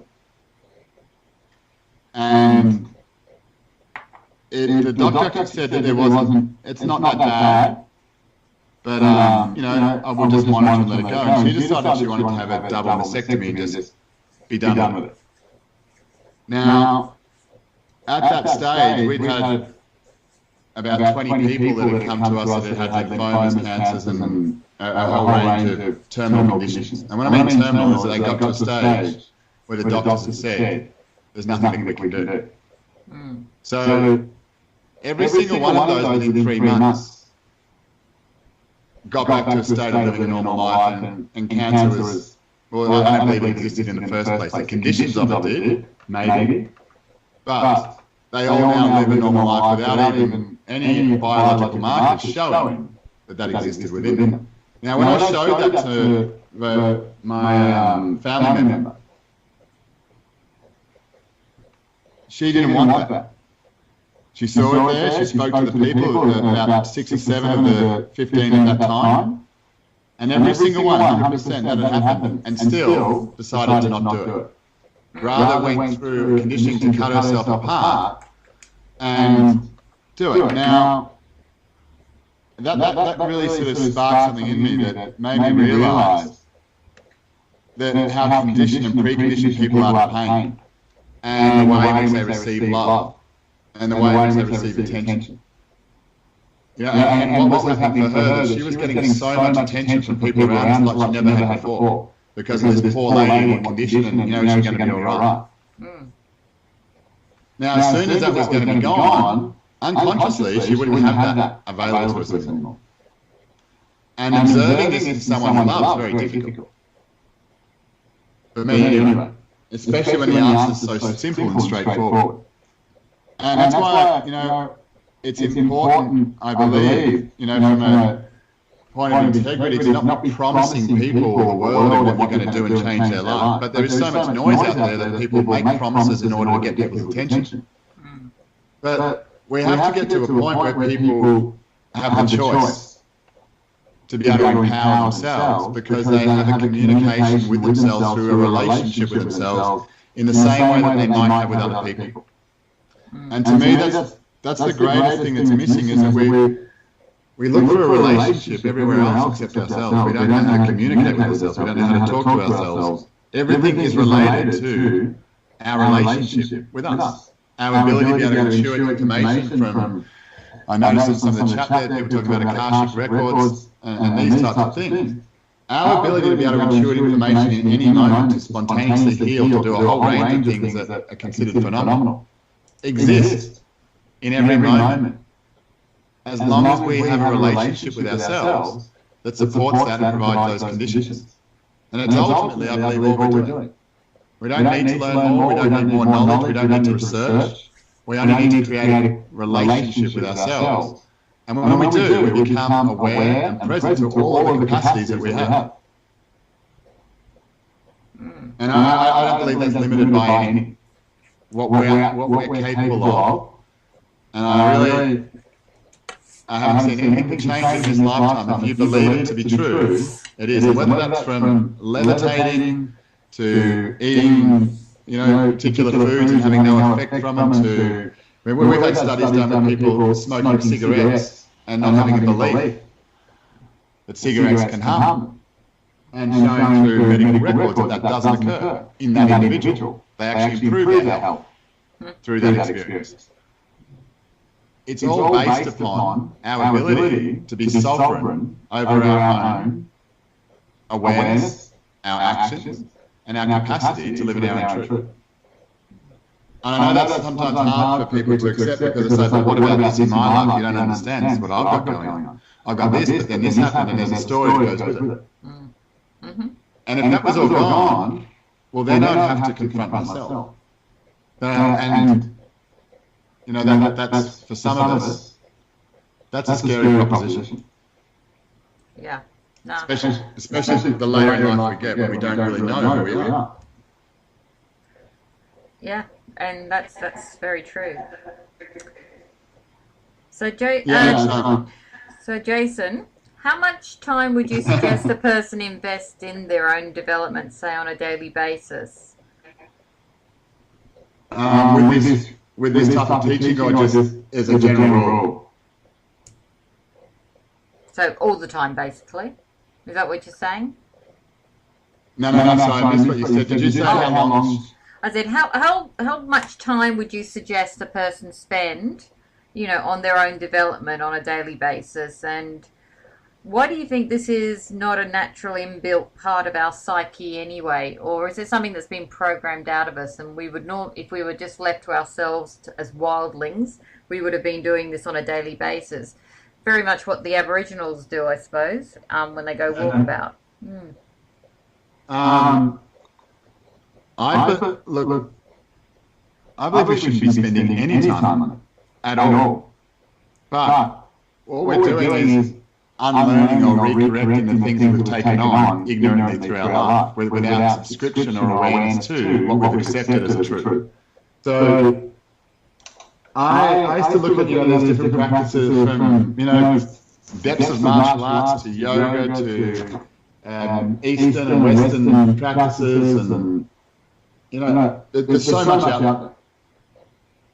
But when we've got a practice that maybe once worked for a race eons ago, that's really great to observe, but I don't believe that works for us, and people get into this idea that they're trying to emulate what worked for someone else, and eventually it becomes a chore, and that chore eventually doesn't serve you, and you stop doing it because it doesn't grow with you. Because we keep, like you're saying, I think Sheila was saying before about Reiki, people get upset, the traditionalists, because you're changing or altering it. Yeah. Now, this is the whole part of people not wanting to gain, not wanting to grow, fighting against their own natural instincts. I believe that within us we have habits. They're autonomic and automatic actions. We just have not happened to choose them. When you're in what I would say a congruent state with your frequency signature, you suddenly have space and choice where you can start to create habits that serve you. And once you understand how to do that, suddenly we can start to pick and choose, like a catalogue, what doesn't serve us. And we can not release that, we can go beyond that. And we can start to bring to ourselves what serves us. Because we teach a practice that provides a basic structure.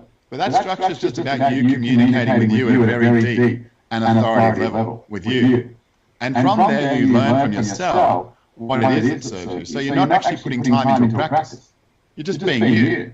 And as you be you, you're not going away. I mean, this is what the greatest problem I find with meditation and all these types of practices is we create this false sense of bliss, connection, integration, and high frequency in this space of connection. Now, it'll have some residual effect in our life. But when life confronts us, we can't push the pause button and say, I just need to go and meditate on this, or I need to go and do my practice, or I need to go and do this. There's a capacity where we can maintain our truth in every moment because it becomes congruent within us. It becomes a part of who we are, not some practices external to us. So I would suggest, in the nicest possible way, if you're spending extra time outside of your life on a practice to improve you, I would suggest it's not going to work. And especially if you've been doing it for a number of years and you're having to work and put effort towards it. If after about a 3 to 6 month period it hasn't become autonomic within you, that it automatically occurs, that you're enabling yourself to grow without a practice external to you, there's something wrong. But we've been conditioned that we have to practice, that we have to do more, we have to keep doing it. And that's what I was saying before, that people don't want to confront their significance, that is possible, that I could do more, that I could be easier, because then I'd have to confront, well, what the hell have I been doing all this time? Do you know, would you mind if I just told you a little story about something that happened in the last couple of weeks? Absolutely. I'd love to hear. It kind of relates to what you were just saying too, how people get so connected or kind of dependent in a way on a modality that it becomes more of a crutch than it does something to assist or to empower them. A couple of weeks ago I was online and I was talking to somebody about, as you know, the magazine covers a range of different genres, and one of the ones I was talking to somebody about was there's a thing in the States at the moment called cultural appropriation, where people are, when they have their Halloween, it came up around Halloween last year in particular, where the little girls no longer are allowed to dress like Pocahontas because it culturally appropriates that culture and not their own. So, which, I don't have a thought on this one way or the other. Not that I'd air. It's too dangerous these days to air your actual thoughts. But anyway, that came up, and a couple of weeks ago I was talking to somebody about how I think cultural, assigning, culturally, telling people that they're culturally appropriating things in 2018, I think is a little silly, because I think a lot of our cultures now are one in the same, and I think a lot of the stuff, a lot of cultures may originate an idea, but it's then taken and made and have another culture might add to it, so it becomes better, or, But anyway, I was having this discussion on yoga with people, and if you follow the website, you might have seen the post I put up. Anyway, this person was telling me that as a white woman, I shouldn't be practicing yoga because I'm culturally appropriating this, and I just laughed out loud, because I actually had just researched yoga for an article, and not a lot of people realize this, but yoga didn't actually originate in India at all. It's actually part of it. It started life as a Danish system of dynamic exercise called primitive gymnastics, and it was actually culturally appropriated by the Indian yogis. Did you know that? I'd say no. I've heard something. I didn't know it was Danish, but I had Danish that didn't originate in India.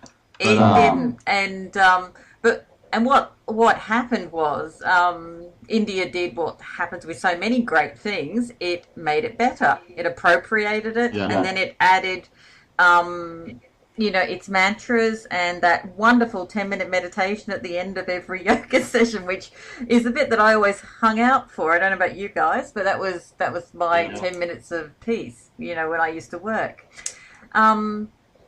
So I found when you were talking before, I was thinking about it, because I was thinking, well, yoga's just another modality which people have probably hung on to for far too long, in a way.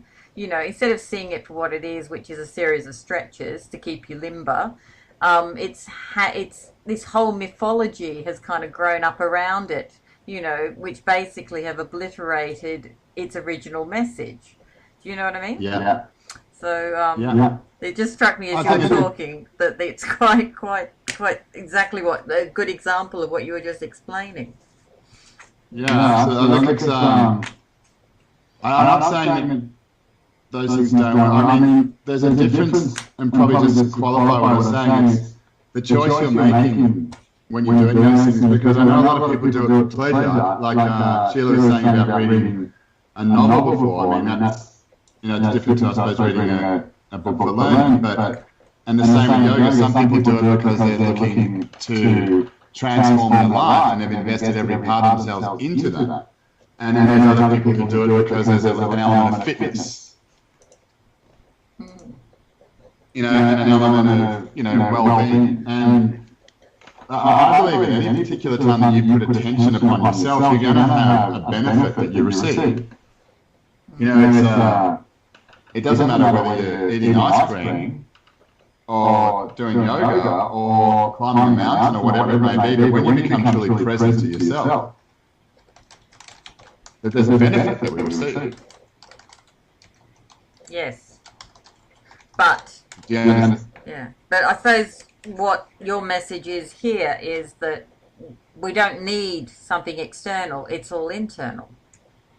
Absolutely. And it's probably at times hard to...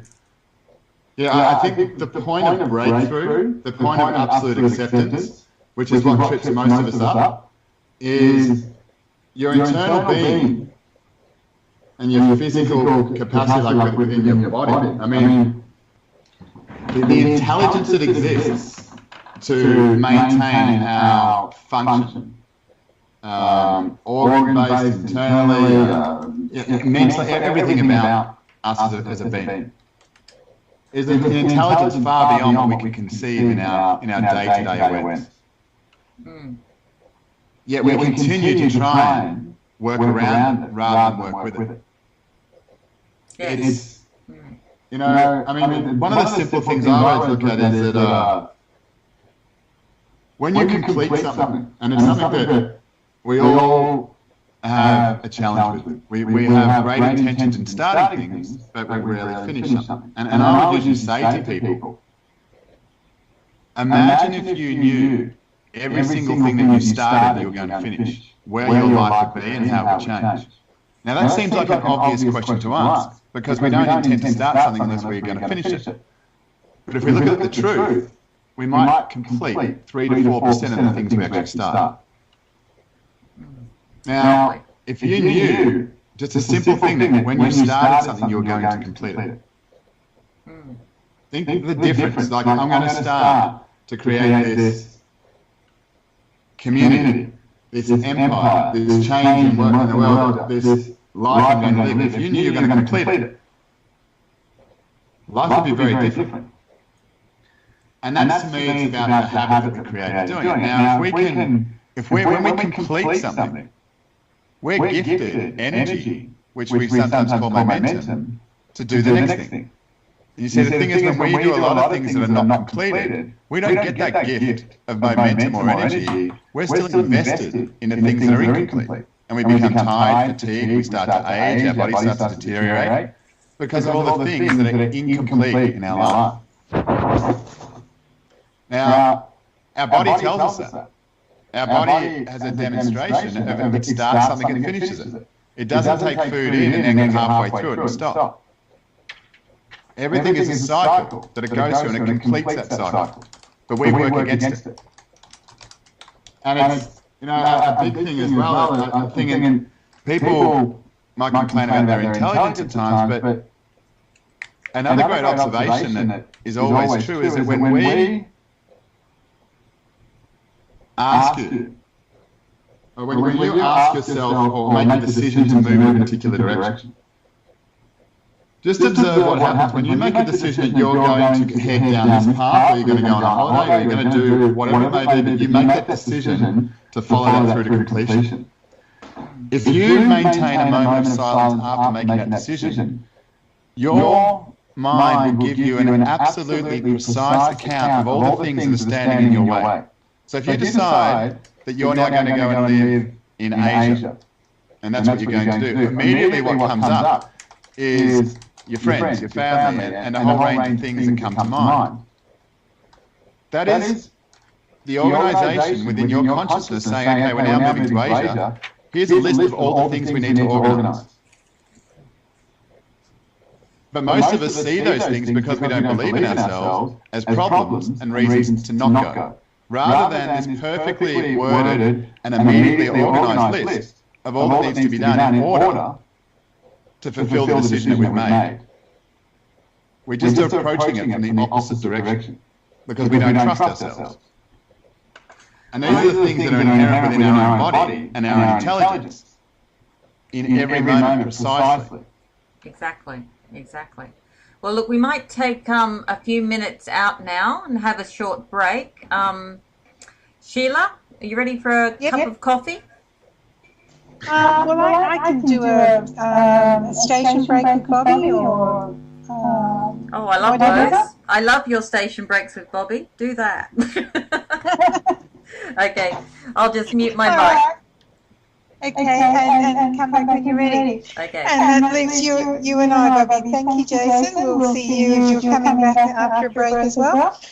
So, interesting conversation, Bobby.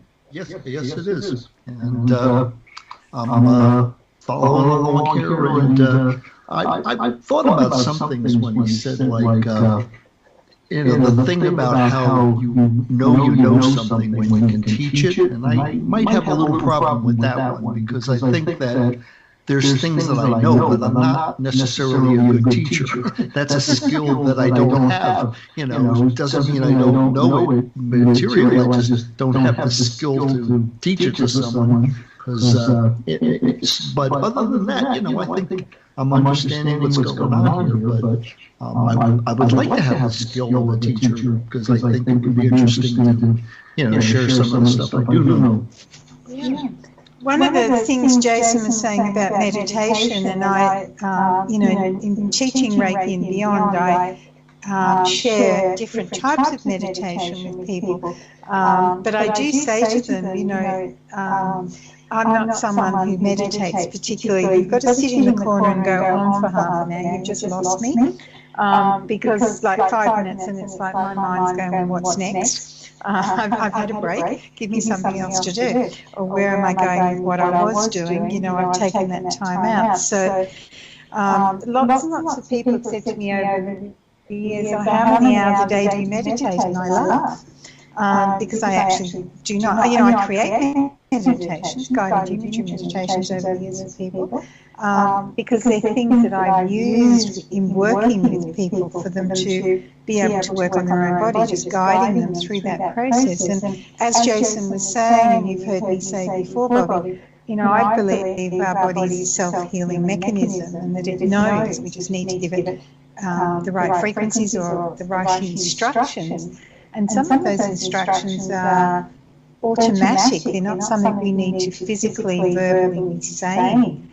They're just allowing your body to go into that healing process. And exactly as Jason was saying with his family member, with the breast cancer and the double mastectomy, the number of people that I know who watched me come through that, in inverted commas, cancer journey, when I was given 6 months to live, I don't know, 8 years ago, who would not consider anything that I had to say because, I do the whole Western medicine thing.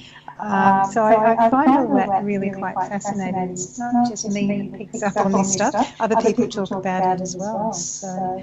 And this is why I love spending time with you, Bobby, because you are open-minded and you are interested in what else is happening, what else is available. It's not just, I'll go to the doctor and take a pill, is it? No, as a matter of fact, I just went there today, and the doctors have to get used to me because I'm not real good at doing exactly what they say. I kind of like to experiment. And they don't really like that so much, but I defend it by telling them that, look, you tell me you want to see me back in 2 months. Well, what do you think I'm going to do for that 2 months? I'm going to try to figure out whether this thing is working or whether it's not, whether I, mix up, I take it now, I take it later, I try to experiment a little bit and see what happens. And I've been through that cancer thing too. I was told I had prostate cancer, which I don't doubt, but it was a long time ago. And I went to a doctor who actually was a regular GP-type doctor. He was just big on vitamins and holistic kind of stuff. And I actually got my PSA, which is the indicator of prostate cancer, to come way down, following his, prescription of vitamins and what foods I should eat. And so I'm impressed that it works, but I kind of fell off the wagon there for a while because, I was like an ultra vegan, and all of a sudden it's like, oh man, I really like a pizza. Maybe I could just have a little pizza, and then the next thing is like, oh, a cheeseburger would be really nice. So, but I know that, when I went to the specialist who did the biopsy and all this crap, he was trying to really steamroller me into doing something immediately. And I was like, no, I'm not, because it was like right before Thanksgiving. I'm like, not doing it before Thanksgiving. I'm not doing it before Christmas.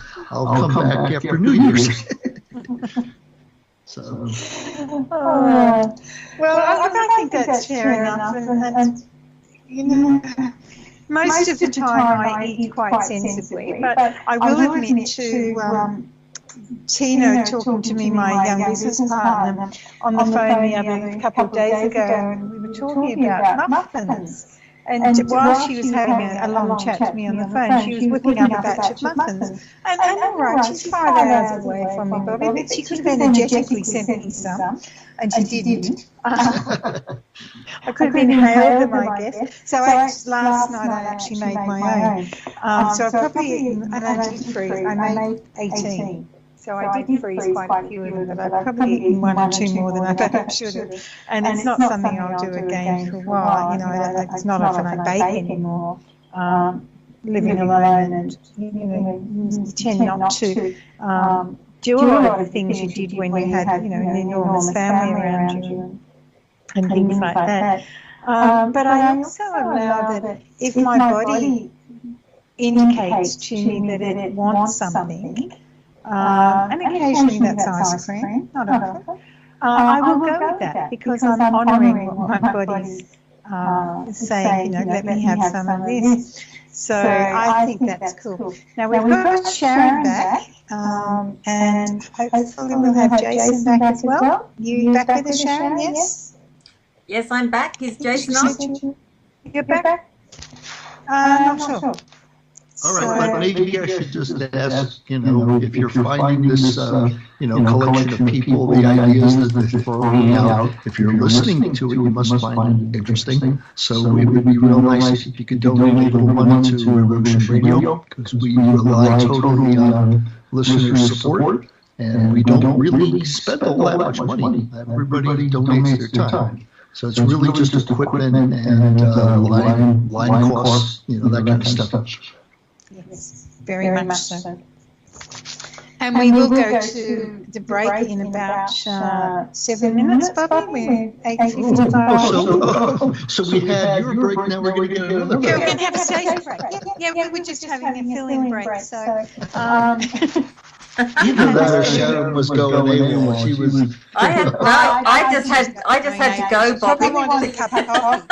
I just had to go. Well, hey, you got to.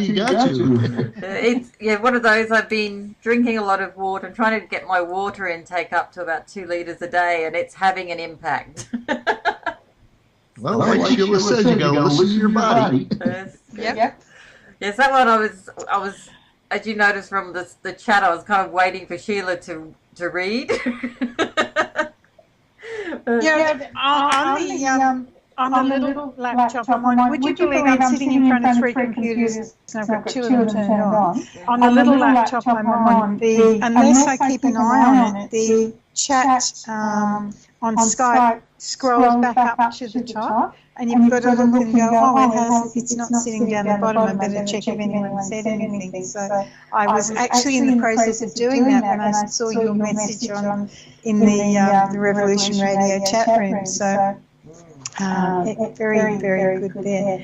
So fascinating stuff with Jason, and mindfulness. And Jason mentioned mindfulness. You mentioned it as well, Sharon. It seems to be one of those new buzzwords, doesn't it? A lot of employers, I think, have jumped on the bandwagon because they want a focused workforce. They don't want somebody sitting there daydreaming, and I actually think mindfulness has been kind of bastardized by business in the last few years, because it's all about focusing people on the work. And I used to work in IT, or I work now as a writer, and I spend a lot of time in IT and as a writer thinking about things. So, and a lot of the time you can't be in the moment because you're thinking of ideas or being creative. So mindfulness, I don't think actually works for creative people. But I suppose if you're an accountant and you have to do profit and loss statements, then having somebody focused, from 9 till 4 every day is ideal for an employer. What do you think? Well, it's not a word that particularly resonates for me. Energetically, it doesn't have a value for me. So that probably puts me off the word for a start. And again, as you're saying, being creative, and that's my life, revolves around being creative. Yes, there are times when I can go into that focused mode of I need to write that article, or as you do when you're writing, or I need to, be creating a program. However, and I think there is a however, sometimes I feel if we force ourselves into this is what I've got to do, I need to be focused, I need to be mindful, I need to be X, Y, or Z, we may miss out on those messages, those awarenesses, those connections with those outer realms, the eons, as Jason was saying, that we would have got if we hadn't been so focused on the, I'm going to say mundane, because to me it is. It's like housework. I like to live in a clean house.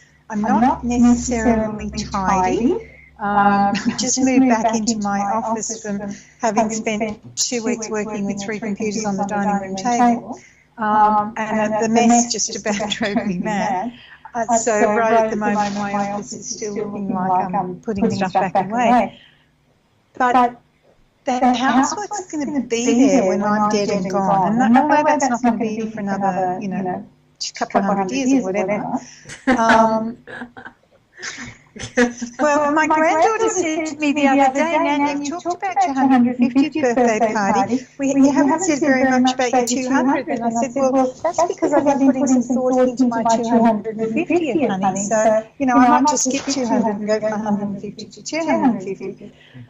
Make a joke out of the kids. But, seriously for me, it's like I've got too much work to do to believe in. And I'm getting younger every year, so that's even better. And housework is one of those thankless tasks. Yes, it is. Once you've done it, you've got to start doing it all over again. Yes, it's awful. I thoroughly agree with you. I'd just rather be doing other things. I live alone, Sharon, as you know, so yes, I do wash my dishes, and this morning I did the washing, and I do make my bed, and I did run the vacuum cleaner around today, because Thursday's kind of my day. I generally, other than babysitting, do not do anything much on a Thursday because I've got radio, and, I want to be organised, but it's also the day I can say, I'm just going to do some me stuff today. And because quite often I work weekends, so having that one day during the week is good. Now Jason's typing to us, so hopefully he said he's just sitting quietly. Please come back whenever you're ready, Jason. Okay, so let's kick back into it then. So Jason, how do you recommend people handle others when one is working on themselves? I found in the past I've been called selfish, but I take time out for me. Just like Sheila did today. That sounds like our great Sharon, so we might have to think about that one. Okay, contemplate that while we go to the break. Yes. I can see the studio kicking in. So we just mute the microphone. And good evening again, this is Sheila Kennedy, and welcome to the 1%. And we're with Revolution Radio at freedomslips.com. And we are the number one 100% listener-supported radio station, bringing tonight's show to you. And we're on our second hour of our 3-hour show this evening. So have you already joined us? Thank you for being with us, and if you're just coming on board now, welcome, and we look forward to connecting with you over the next hour. Because we're a listener-supported radio station, sorry, I'm just click something and echoing myself back myself. There we go. So if you can afford to support Revolution Radio, we really do appreciate you. And there's a number of ways you can do that. We have a great store on the main website with things for sale. We have the archives, which are one of my favourite things, because you can access all of the shows, all of the hosts, for the cost of a cup of coffee once a month, $4.95 US. And it allows you to listen to whatever you'd like to listen to in your own time frame. So to me, it's the gift for someone who has absolutely everything, and you really don't know what to buy. A monthly subscription to the archives, I think, is brilliant. And of course, we have our chat room, and you can connect with amazing people from around the world, as I do, and have a chat. Different times, so it's 9 p.m. in Melbourne now, my time, 8 p.m. in Queensland. Sharon, not sure about Jason. I think he's maybe Queensland as well. And it's 5 a.m. in the morning Eastern time, thereabouts, for Bobby, who is my wonderful producer. So if you'd like to call in to listen, we're on Studio A605-468-4702.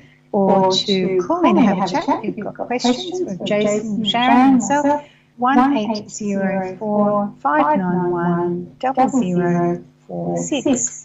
And welcome back, Sharon, my wonderful once-a-month co-host for the Oddities Club last Thursday of the month, and the amazing Jason Reynolds. Jason's been talking to us about some quantum information, quantum movement. So great to have you both back.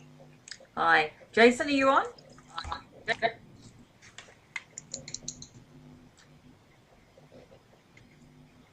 I'm not getting any feedback. Is Jason on? Well, he's showing up on the screen, but he may have muted his microphone, perhaps. Oh, okay. Unmute your mic. I did say to him we'd have another minute or two in the break. So, oh, he's here. Jason's here. Yes, welcome back, Jason. Yeah, you said he hasn't changed anything. There you go. So, talk away, Sharon. Okay. So, how would you recommend people handle others when one is working on themselves? That's a very personal question for me, because I found in the past I've been called selfish when I take time out for me and not do my usual, which is, mother everybody.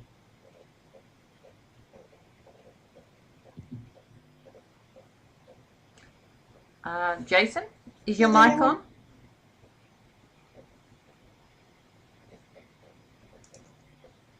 I can't hear Jason. Can you, Sheila? Just vaguely in the background. Yeah, for some reason it's not coming through very well. Perhaps Bobby can drop him out and bring him back in? That might be an idea. We could try that. Bobby, do you think, please? Bobby may have gone. I'm back. What was that? Not hearing Jason, just vaguely hearing talking in the background. So whether we need to drop him out of the call and put him back on again, I don't know. Yeah, and then if it's like that, I'll call him if he has a landline. I could do that. Okay, thanks. So it's an interesting thing that people see you as being selfish, isn't it? Is he any better, Sheila? Jason? No, he don't sound better. No. I'll try his landline number. Okay. Mm-hmm. Yes, Sheila, I agree. It's It's as if the last 10 years of... Hello? Oh, That's better. We've got you back. Okay. Hi, Jason. Do you want me to... Voices. Yes. You were hearing them but not talking to them. Do you wish me to redo the question? Re-say the question, Jason? If you wouldn't mind, sorry, Sharon. No, that's fine. This happens on the radio. How do you recommend people handle others when one is working on themselves? I found in the past I've been called selfish when I take time out for me. Yeah. Firstly, I believe selfish is about when you expect someone else to live the way you want them to live. Selfish is definitely not about putting yourself first. That's, to me, self-love. So it's a matter of us, I think, first getting that distinction right. So that whatever you may label it as, to be consistent and congruent with that. Now, when you're working on yourself, what you're choosing to do is to redirect your energy or your attention in a different way or a different manner. Now, if someone's been surviving or being supported by that energy that was previously directed towards them, for sure they can start to feel a little bit uncomfortable.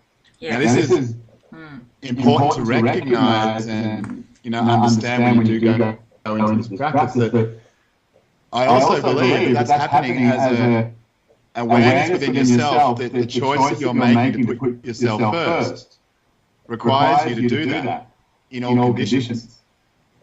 Not just when you want to, but when someone else is challenging you, it's causing you to resolve yourself to the point that you're putting yourself first.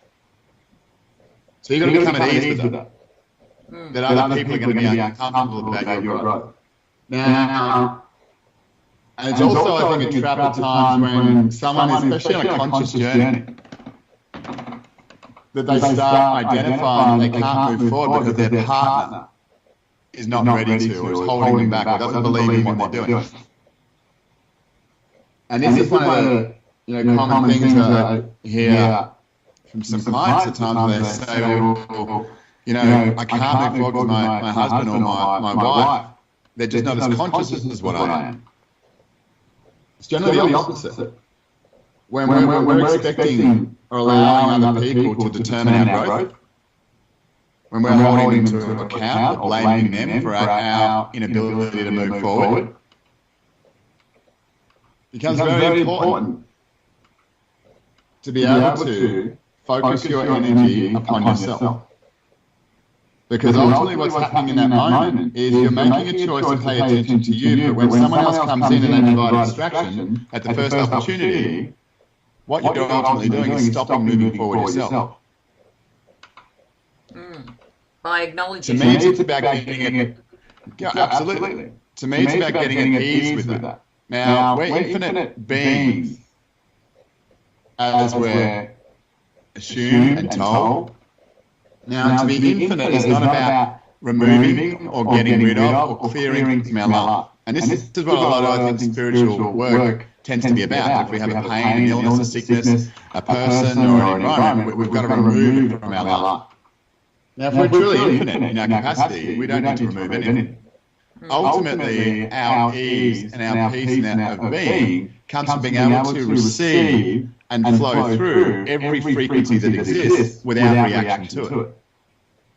Our illness, sickness, and resistance in life is our inability to be able to resonate and be at ease without restriction, resistance to a frequency we're not familiar with. Now, that might be a person, an environment, a food, or whatever it may be.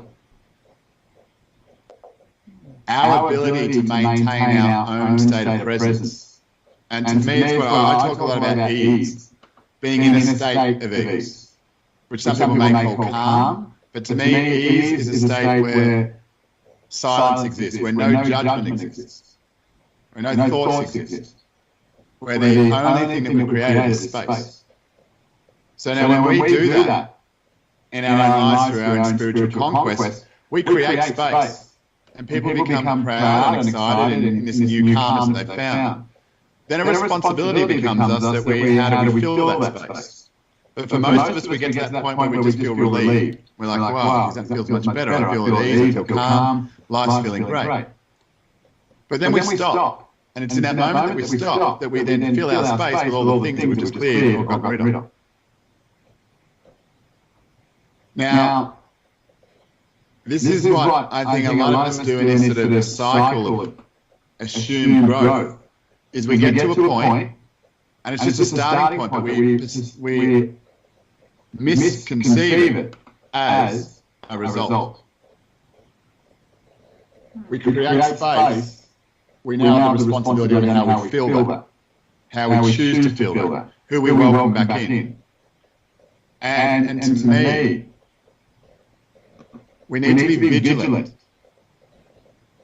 with who we choose to infect our space at any particular time. That's, yeah. We can hear it and observe it, but it's what we choose to take on and discern. It's having that space or that buffer in between us that allows all information to filter through, which some people might conceive as a higher self, to identify the information that's relevant to us. Like a gatekeeper, when you're trying to call a CEO of a company, you don't just pick up the phone and speak directly to that person. There's a range of places that you go through before you actually get time with that individual, because they value what they've created, they value their time, their investment in their space and what they have done with their life. And they decide and set up around them only things that are going to support them. Now, when we value ourselves, we also create space around us. Not because we can't handle it, but we understand what serves us. And we have the ability to honour ourselves and put ourselves first, rather than falling into the service of others that are not prepared to help themselves. And I think this is one of the most important things that I believe for people on a path of growth, is when they get to a point where they start to resonate, where they start to glow, where they start to really become enlivened with their own relationship with themselves. What starts to happen is people around them, people they might not have seen for some time, seem to turn up with emergencies, things that they really need from this individual, some time, some help, some support. And what happens is us as individuals, when we spend all this time invested in ourselves, getting to a particular point, we think, oh, things are going well for me. Yeah, I'm going to help this individual out. And ultimately what we do is all that time we've invested, we forget about that. All the energy that we've invested, all the awarenesses that we've gained, and all the energy that we've taken to get to that particular point, we decide to impart that upon someone else. And ultimately, we dissolve everything we've created. Not because that's what we chose to do, but it is what we chose to do. We chose to forego our own self in order to serve someone else. And we think we're doing what's right by them, we're providing a crutch. Whereas if we were in that moment able to maintain our truth and able to maintain the path that we were on, that's the greatest gift that we can give to someone else, because these people turn up at this moment in life when you're glowing because they want an example. They want to know how to do that themselves, but they don't know how to communicate that. So they come forward with problems and issues and disasters and things that are going on in their life. People require an example, not a conversation. And in that moment, when we dissolve what we've created, we're saying to them that what I have is not valuable, and they then go away and do the same thing. They do not continue to invest in themselves. And this is a big problem of the cycle that most people go through between pain and relief, and pain and relief. Rather than, I was saying before, if at the point of relief we put out most effort in, we became most congruent, most focused upon ourselves, we start to have an impact upon many people, just by the example we provide, with the presence that we bring to a moment.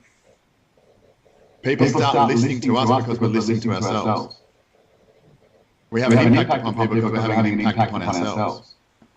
And this is something I see a lot of sickness that occurs, is our ego is there as our greatest teacher. It is the thing that once it's understood, not once we become it, but once we understand it and we observe it. Our ego brings to us all those things that are limiting or holding us back. Now, when that comes to us, if we accept that and we become grateful for our ego, we're then not fighting against it. It comes in, we become aware of it. Then in that moment, we move through it, we grow, whatever challenge we go through, we get beyond it. And to the degree that we get beyond it, we grow, right? But here's the issue, what happens when we do this with other people. When we go and see someone and they're suffering or they're struggling in some way, when we provide them with advice or give them answers or statements or direction, we become intertwined in a situation that they're not prepared to fix themselves. Now, the strongest thing we can do is provide questions and allow them to come to that understanding themselves and resist the temptation to jump in and give them the answers. Because then we become responsible. Now, the key here is that when we do jump in and we try to fix their problem, we take on all of that unresolved energy that they're not prepared to deal with. And as individuals, we have to work through that in the same way that we work through our own energy, our own limitation. But the problem is this: when we work through someone else's energy that we've taken on by choice, and it is a choice, we get some total of no benefit. We expel a lot of energy, we become fatigued, we become down, we may become sick, but we do not get a return for that. When it's our ego, we put all that effort and energy in and we get a return for it. So we might go through some challenge, but we come through it at the other side. When we've got that, what some people call that disease to please, it is one of the number one forms of sickness, where we think we've got to be compassionate, where we've got to help other people before we help ourselves. That is one of the most inauthentic ways of giving someone a truth in their own mind. It's an ego-based satisfaction of now. It's not until someone owns that within themselves that they truly become powerful in their own space, in their own right, without requirement of anything external.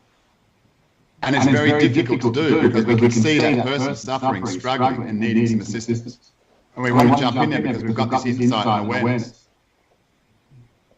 But it's not until they're ready to do so.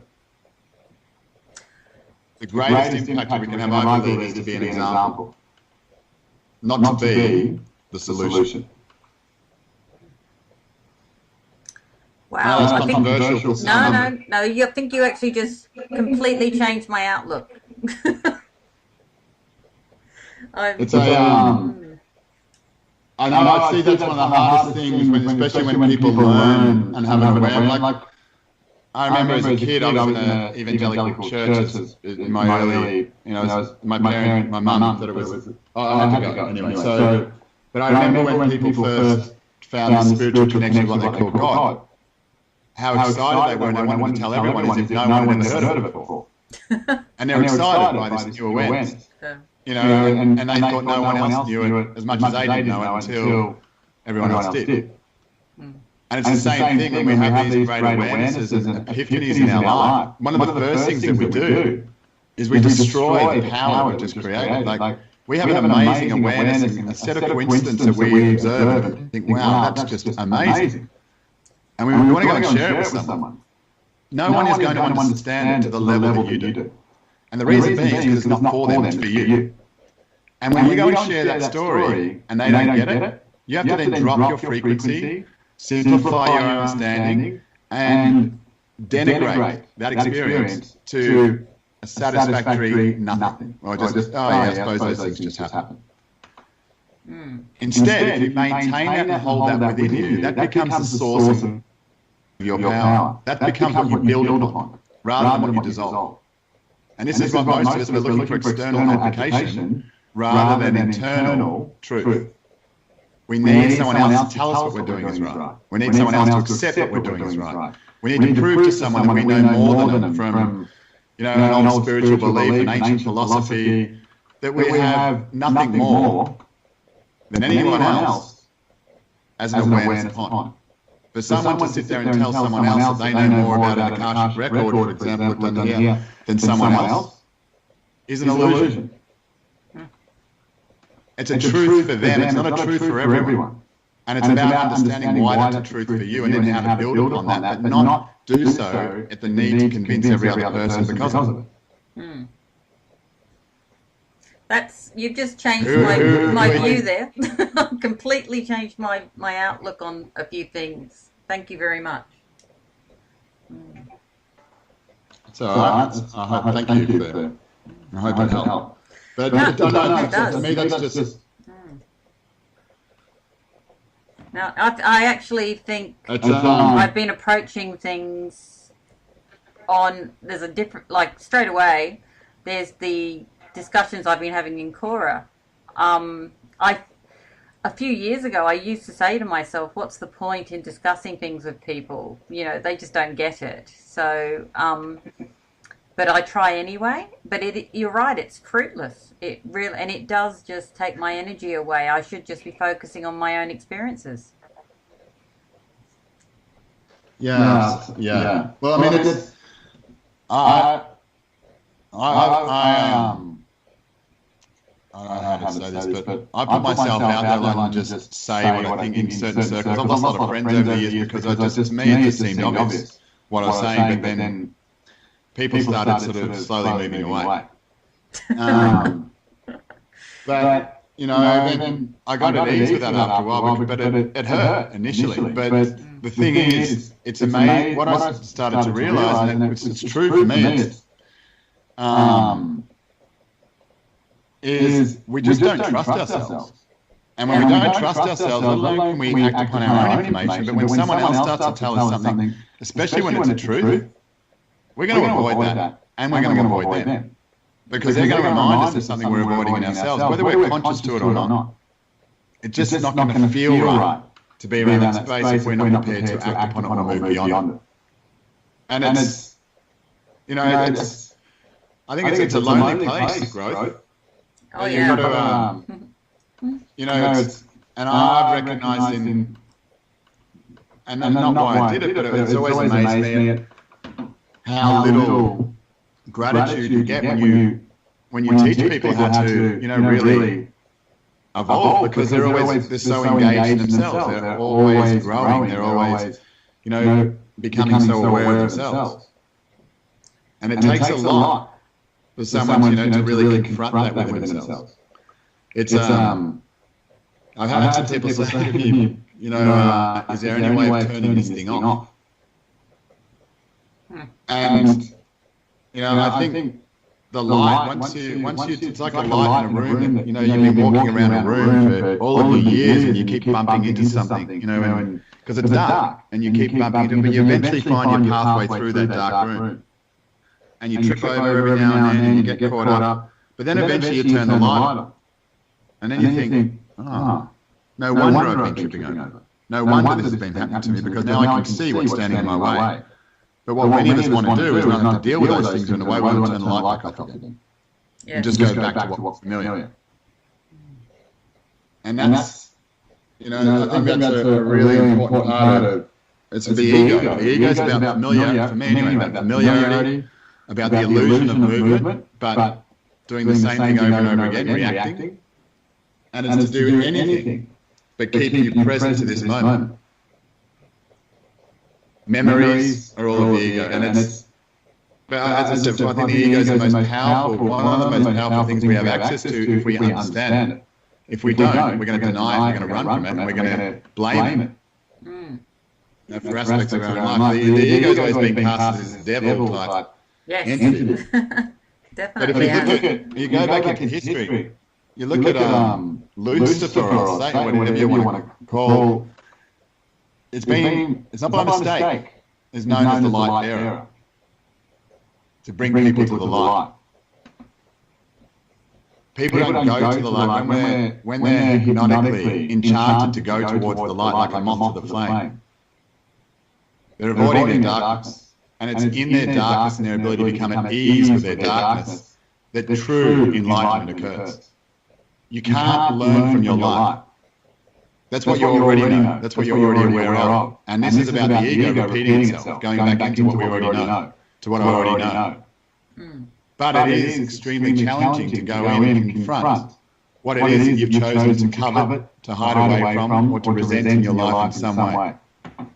And when we look at, you know, I used to look at sometimes, years ago, people getting against anti-government, anti-establishment, and people, Google listening into what we're saying, and this company doing this and that company doing that. There's a real simple solution, but it takes a lot of courage.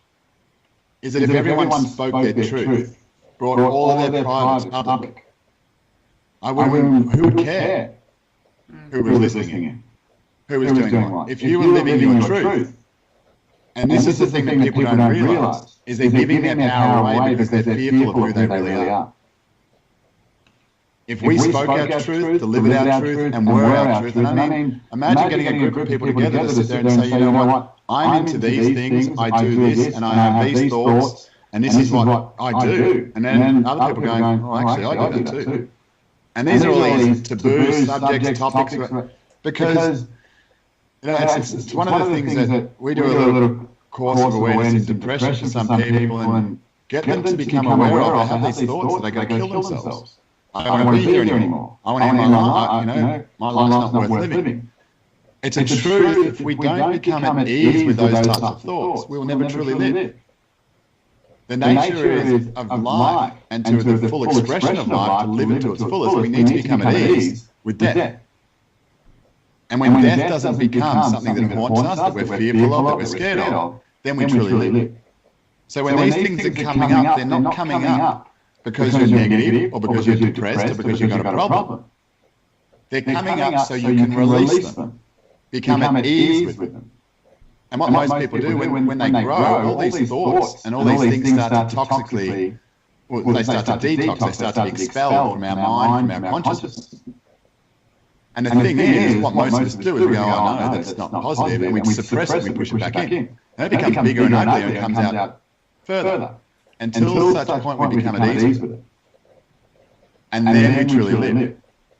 These thoughts that we have in darkness, they're not there to define us. They're there so we can release them to live what our truth is. And this is, to me, I think it's really important that most of the things we're doing, the opposite is true.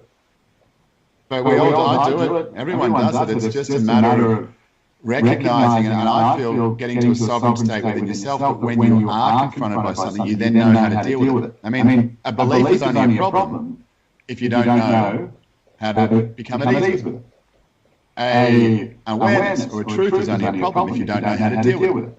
Energy of an entity or something external to you is only a problem if you don't know how to maintain your state.